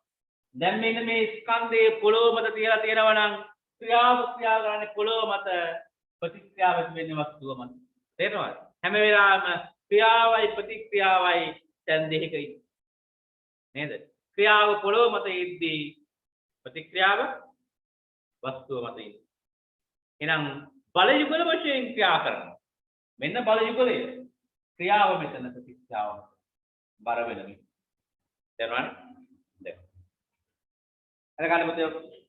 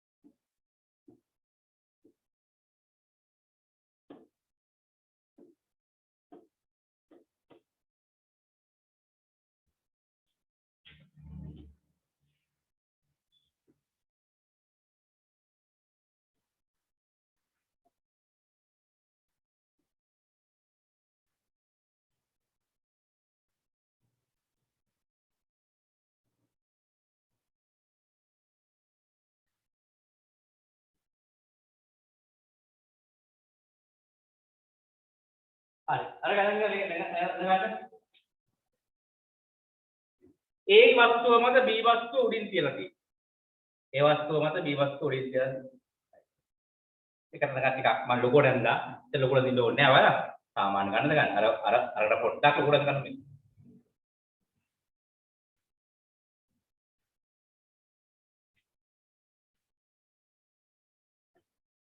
මෙතන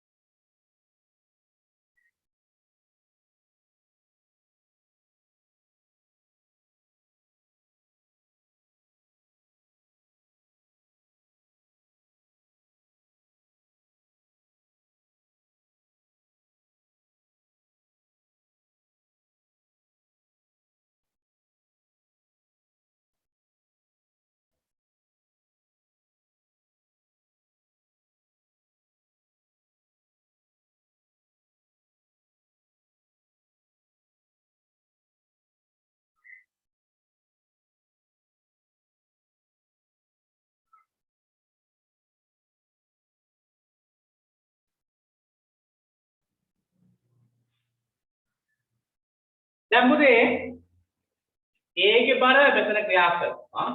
B ගේ බර මෙතන ක්‍රියා කරනවා. right? මේ තියෙන ක්‍රියාව මේ ප්‍රතික්‍රියාව. මේ A මගින් B මත ක්‍රියා කරන ප්‍රතික්‍රියාව. මේ B මගින් A මතට කරන ක්‍රියාව. මේ කියන්නේ මේ පොළොව මගින් A මත මේ A මගින් පොළොව මත නිව්ටන්ගේ තුන්වෙනි නියමයේ ක්‍රියාව ප්‍රතික්‍රියාව. ක්‍රියාව ප්‍රතික්‍රියාව. ක්‍රියාව ප්‍රතික්‍රියාව. තේරුණා? right. අපි ලියමු මෙන්න මෙහෙම.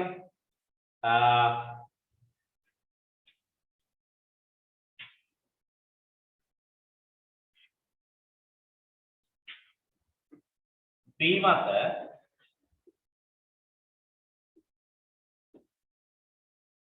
ඉහළට ක්‍රියා කරන බල. ඉහළට ක්‍රියා කරන බලය. ලියන්න බලන්න B මත ඉහළට ක්‍රියා කරන බලය. මොකක්ද එන්නේ B මත ඉහළට ක්‍රියා කරන බලය? බලය. කියලා ලියමු අපි. මොකක්ද? B මත ඉහළට ක්‍රියා කරන්නේ R2 ඍණ සිම්පල් n. ඔන්න B මත. ඊට ලියන්න බලන්න A මත ඉහළට ක්‍රියා කරන බලය.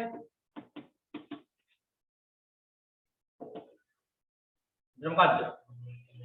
R1 ඍණ R2 ඍණ කැපිටල් B මත ඉහළට ක්‍රියා කරන බලය B මත ක්‍රියා කරන බලය මේ දෙන්නේ විතරයි. A මත ක්‍රියා කරන බලය මේ තුන් දෙනාම වෙනවා. මෙහා එනවා මෙහා එනවා. තේරුණාද? ඊට පස්සේ අපි ගත්තොත් A හා B මත ඉහළට ක්‍රියා කරන බලය A හා B දෙන්න මත ක්‍රියා කරන බලය මොකක්ද? පොතේ A හා B තනි වස්තුවක් විදිහට සලකපුවාම මේ R2කට මේ R2 මොකද වෙන්නේ? කැපිලා යනවා නේද? එයා අභ්‍යන්තර බලයක් බවට පත් වෙනවා නේ? තනි තනියම ගත්තාම ඒක යම් කාර්යයක් කරන බලයක් බවට පත් වුණාට මෙයා පද්ධතියක් විදිහට සලකපුවාම R2 කියන්නේ මොන බලයක්ද? අභ්‍යන්තර බලයක්. මෙයා කැපෙනවා. ඉන්නේ මෙයයි මෙයයි. එහෙනම් A හා B දෙන්නම ක්‍රියා කරන බලයන් ඉන්නේ R1 ඍණ කැපිටල් MG ඍණ සිම්පල් M. එරනාත් අන්නේ බල ලකුණු කරන්න පුළුවන් වෙන්න ඕනේ. ඊළඟට දෙක B මත ක්‍රියා කරන බලය A මත ක්‍රියා කරන බලය A හා B මත ඉහළට ක්‍රියා කරන බලය. B මත ඉහළට ක්‍රියා කරන බලය A මත ඉහළට ක්‍රියා කරන බලය A හා B මත ඉහළට ක්‍රියා කරන බලය.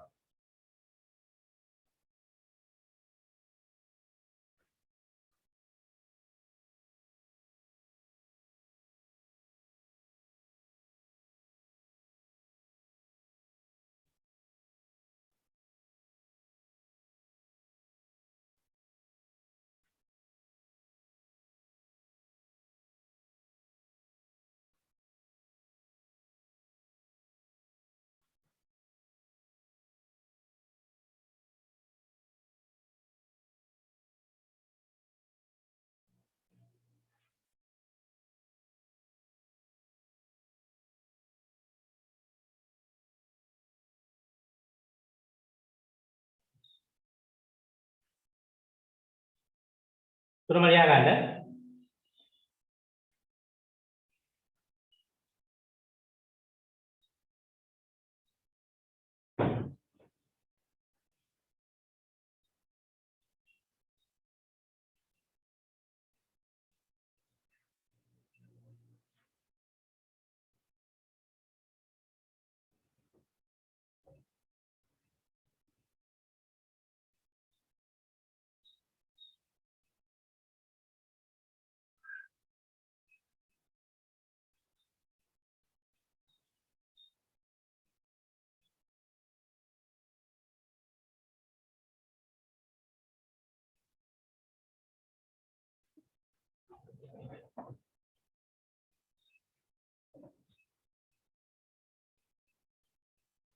या කරුවක් දාලා පුතේ යටින් A හා B පද්ධතියක් ලෙස සැලකුව විට කැපිටල් A හා කැපිටල් B පද්ධතිය කියන්නේ තනි වස්තුවක් පිළිසලකුවම් කියන්නේ පද්ධතියක් ලෙස සැලකුව විට කැපිටල් A හා B පද්ධතියක් ලෙස සැලකුව විට R2 යනු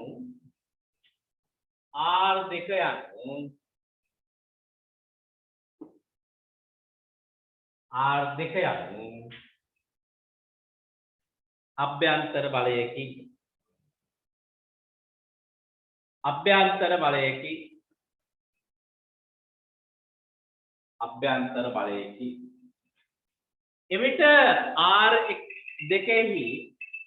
එවිට R දෙකෙහි ක්‍රියාව හා ප්‍රතික්‍රියාව R දෙකෙහි ක්‍රියාව හා ප්‍රතික්‍රියාව එවිට R දෙකෙහි ක්‍රියාව හා ප්‍රතික්‍රියාව පද්ධතිය මත ක්‍රියා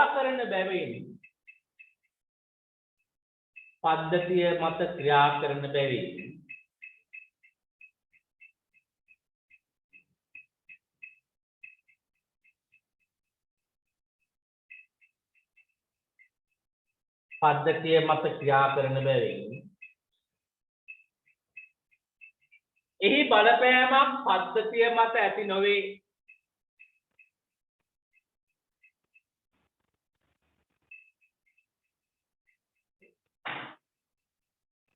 ඒ බලපෑමක් පද්ධතිය මත ඇති නොවේ.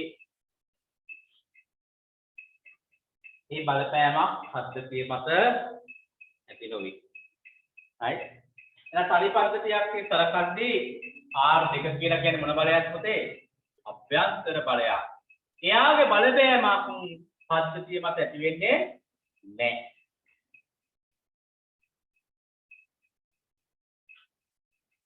right අපි ගාන වැදගත් මාතෘකාව.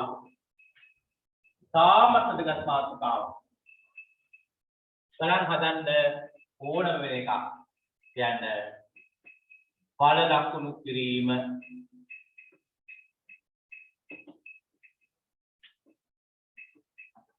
බල ලකුණු කිරීම.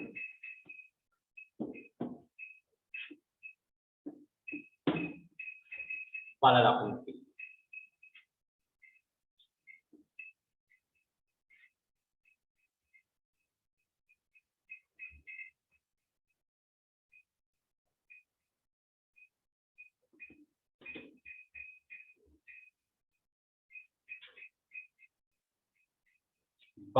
කිරීම.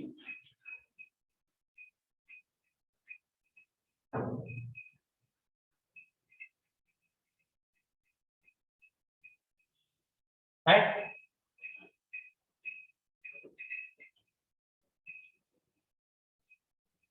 මේ දෙන්නේ පුතේ සුමට පෘෂ්ඨයක්.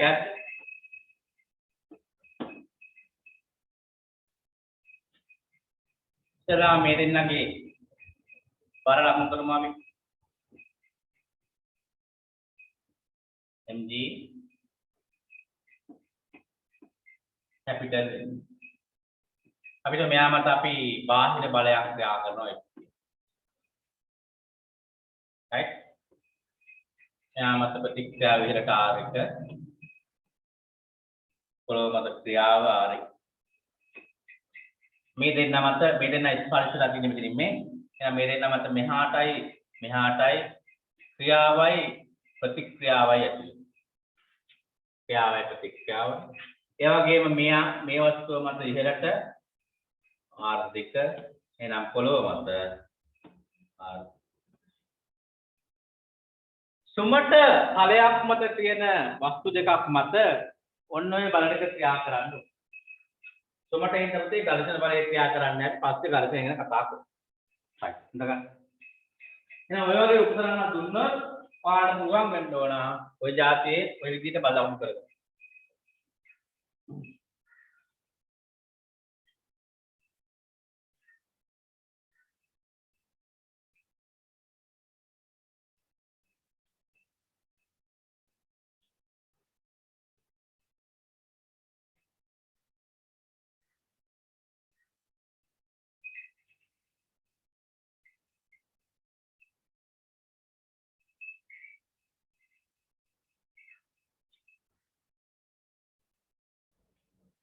ඉඳගන්න බෑ.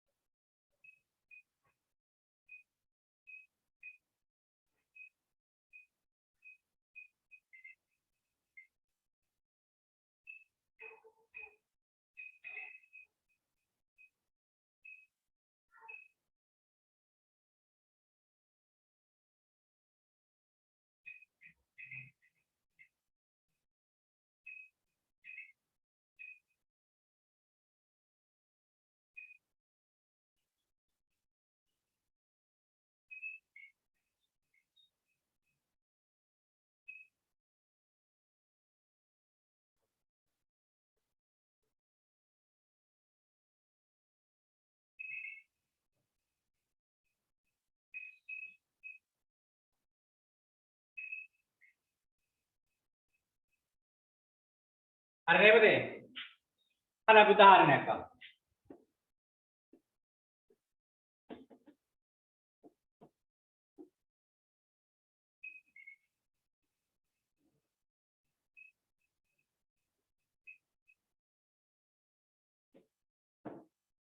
මෙයා 2 කිලෝග්‍රෑම්. මෙයා 3 කිලෝග්‍රෑම්. මෙයා මත අපි නිව්ටන් 20ක බලයක් කියලා. අපි අහනවා උදාහරණයක්.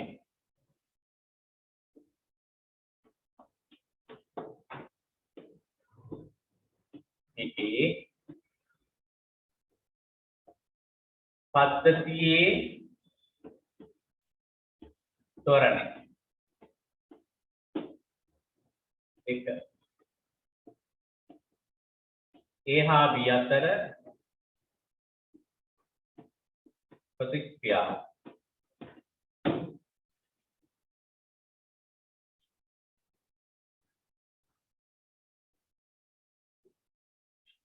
හරි උදාහරණ මාත් එක හදමු. එඳ ගන්න බෑ.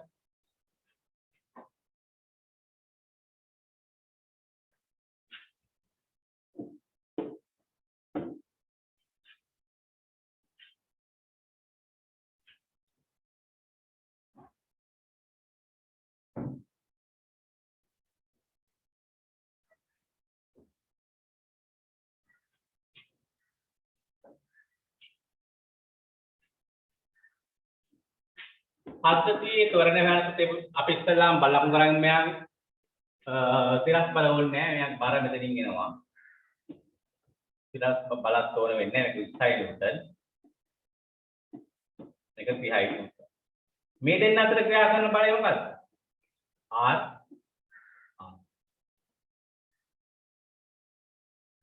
කොටා ප්‍රතික්‍රියා. ක්‍රියාව හා ප්‍රතික්‍රියාව.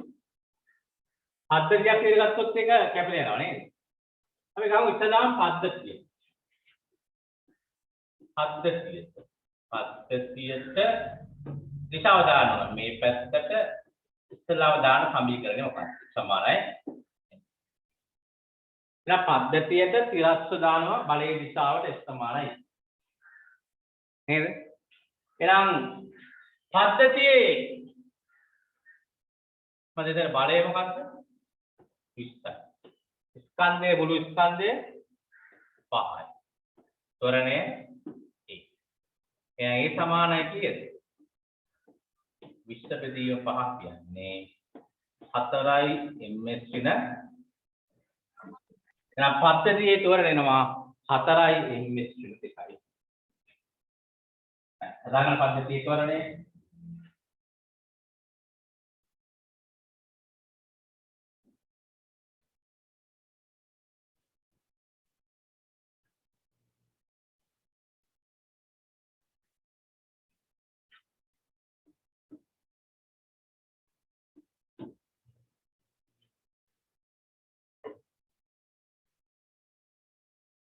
ඊට පස්සේ A හා B අතර ප්‍රතික්‍රියාව ගන්න. හරි මේක ලියගන්නකො.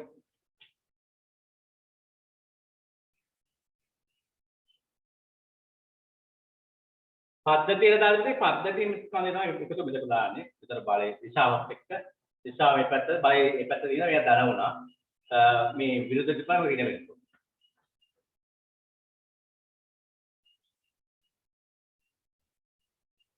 ඊට පස්සේ A B අතර ප්‍රතික්‍රියාව හොයන්න අපි දානවා B ට. A ට දාන්නත් පුළුවන් ඈ. B ට දානවා B ට මේ දිශාවට සමානයි. මොකද B මත ක්‍රියා කරන බලය B මත තිරස් දිශාවට ක්‍රියා කරන්නේ මෙන්න මෙයා විතරයි. දැන් B ස්කන්ධය 3යි. තෝරණය කීයද? එහෙනම් R වලගේ කීයක් වෙනවද? 12යි නිව්ටන්. අපි B ට විතරක් දාලා වුණා. ඊටත් දාලා හොයන්න පුළුවන්. ඒක පොඩ්ඩක් ඒක හින්න ඔකලේ.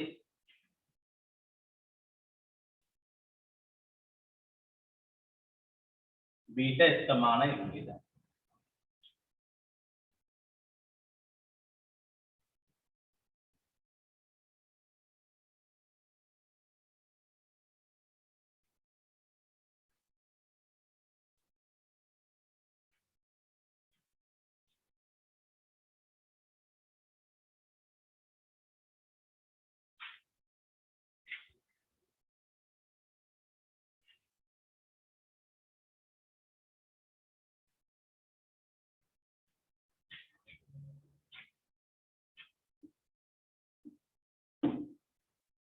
ठीक है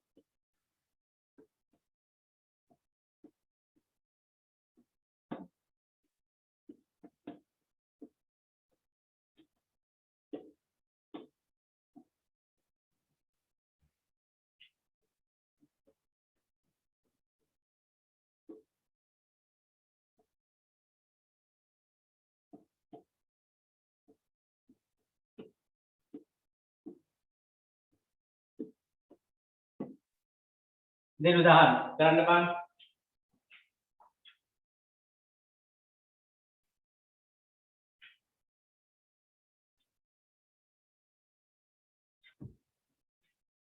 පද්ධතිය තුවර සම්තුවක් ගැට ගහලා ඉතින් සම්තුවක් ගැට ගහුවම මොකද ඇති වෙන්නේ සම්තේ ආතතිය ඔන්නෝම ආතතිය ලබන කරන්න මෙයා t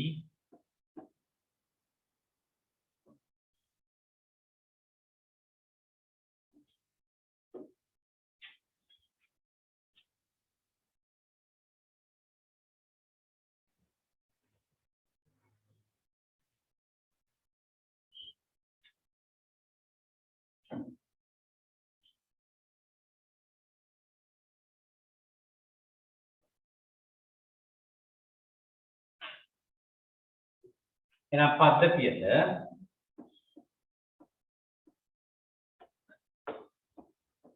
සමානයි දුන්නේ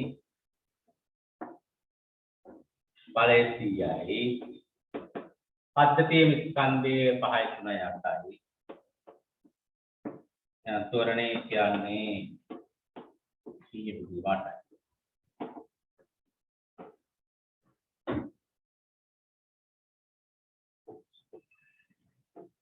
12.5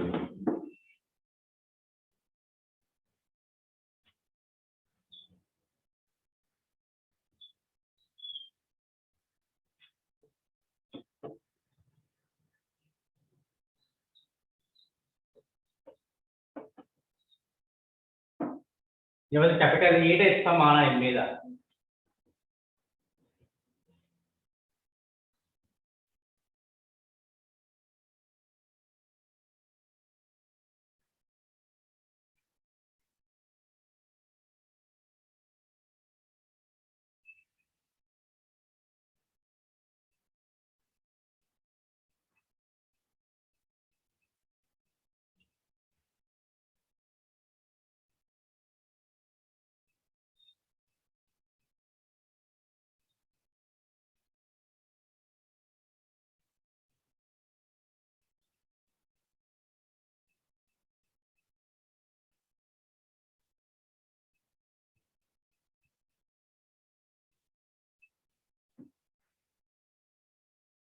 ඊට දාම A මත ක්‍රියා කරන බලය මේක A ට විතරයි දාන්න පුතේ ඥාන විතරයි දාන්න යා මත විතරක් ක්‍රියා කරන බලය මොකක්ද අනෙක් කිසිම බලයක් ක්‍රියා කරන්නේ නැහැ එයාගේ ස්කන්ධය 3යි වරණය 12යි එහෙනම් ආත තියෙනවා 37.5යි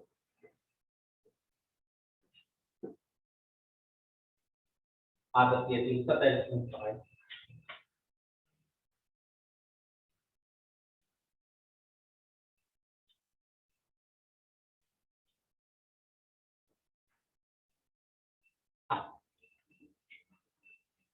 ඒ අපි කතා කරේ චලිතය පිළිබඳ නිව්ටන් නියම වල බලලකුණු කිරීම ඇති පළවෙනි බලලකුණු කිරීම A. තව ගොඩක් ඒවා තමයි A B C D E F G H දක්වා 8ක් 9ක් විතර මාතෘකා මම කතා කරනවා 8ක් 9ක් විතර. ඒකේ තව අපි පළවෙනි මාතෘකාවේ ඉන්නේ බලලකුණු කිරීම යටතේ සාමාන්‍යයෙන් සුමට වස්තුවක් මත තියෙන සුමට පෘෂ්ඨයක් මත තියෙන වස්තු මත ඇදීමේ වල නිසා ඇතිවන ප්‍රතික්‍රියාවන් ආතතීන් කොහොමද ගණනය කරන්න කියන මාතෘකාවට තමයි අපි ඉන්නේ. අපි ක්‍රමානුකූලව පුතේ සරලව අපි ওই විදිහට පොඩි පොඩි උදාහරණ කරගෙන යමු. චලිතය පිළිබඳ නිව්ටන් නියම ටියුට් එක වලට මම දීලා තියෙනවා මේ අගෝස්තු මාසෙට අදාළ. එතකොට ඒ ටියුට් එකේ ගණන් ගොඩාක් මම ටියුට් එක ගත්ත කටි දැකෙන්නදී ගණන් ගොඩාක් දාලා තියෙනවා. අපි ගණන් සියල්ල වගේ 80ක්වත් අපි ඒකෙන් හදන්න ඕන. ඒක ටික ඔයාලා හදන්න ඕන. සියල්ලම ඔයාලා හදන්න ඕන. මම 80ක් 70ක් හදන්න උත්සාහයක් දරන්න. රයිට් ගණන් මම කිව්වා චලිතය වගේ නෙමෙයි මේකට වැඩි කාලයක් ගත වෙයි. අපිට තව මාසයක් ට වඩා වැඩි කාලයක් ගත වෙයි මේක අවසන් කරගන්න. රයිට් අපි බදාදා දවසත් මේ වෙනුවෙන් අපිට පොඩි පොඩි කැපකිරීමක් කරන්න වෙනවා. පාඩම ටික පොඩ්ඩක් ඉක්මනින් ඉවර කරගන්න වෙනවා නම් අපි පාඩම් ටික ක්‍රමානුකූලව යනවා පුතේ. ඒක එහෙම තමයි කරන්න දෙයක් නැහැ. රට හරිනකම් එහෙම සාමාන්‍ය පන්ති වෙනකම් ඉන්න බෑ අපිට. ඒක ජනවාරි වෙන්න පුළුවන්, පෙබරවාරි වෙන්න පුළුවන්. ඒ හින්දා අපේ පන්තිය සාමාන්‍ය පන්තියක් විදිහට ඒ ඉදිරියට දා වැඩ කටයුතු කරගන්න ගාම අපි පොඩ්ඩ ඉස්සරහට එනවා. ඔයාලට යම් ප්‍රශ්නයක් තියෙනවා නම් මට කතා කරලා කියන්න. මට මැසේජ් එකක් දාන්න. මම ඒවා නැවත සාකච්ඡා කරන්න ඔයාලා වෙනුවෙන් උදානම් මොනාරි ගැටලුවක් තියෙනවා නම් මාව දැනුවත් කරන්න. සද්ද නැතුව ඉන්න එපා. කතා කරන්න නැතුව ඉන්න එපා. යම් ගැටලු ඇති ළමයින්ට ඒ ගැටලු මට ඒක හිතන්න එපා. හරියට ගැටලුවක්ද වැරදි ගැටලුවක්ද කියලා ඔයාලට හිතෙන ඕනම දෙයක් මට මැසේජ් එකක් විදිහට වගේ එවන්න පුළුවන්. මම අනිවාර්යයෙන් ගොඩක් වෙලාවට පුළුවන් හැම වෙලාවෙම උත්සාහ කරනවා පිළිතුරු දෙන්න. right ඔන්න අපි අදට මේ කතාව මෙතනින් මේ කොටස අපි ඉවර කරනවා. අපි අනිත් දවසේ බදාදා අපිට බලමු පේපර් එක බදාදා කලින් කරගන්න පුළුවන් වුණොත් හොඳයි. බලමු උත්සාහයක් දරමු. එහෙම නැත්නම් අපි බදාදා නිව්ටන් නියම ටික ඉතුරු ටික සාකච්ඡා කරමු. right එහෙනම් හොඳට ඇති. හොඳට වැඩ ටික කරා යන්න පුතේ. හරි. සියලු දෙනාටම සුබ දවසක්. ආයුබෝවන්.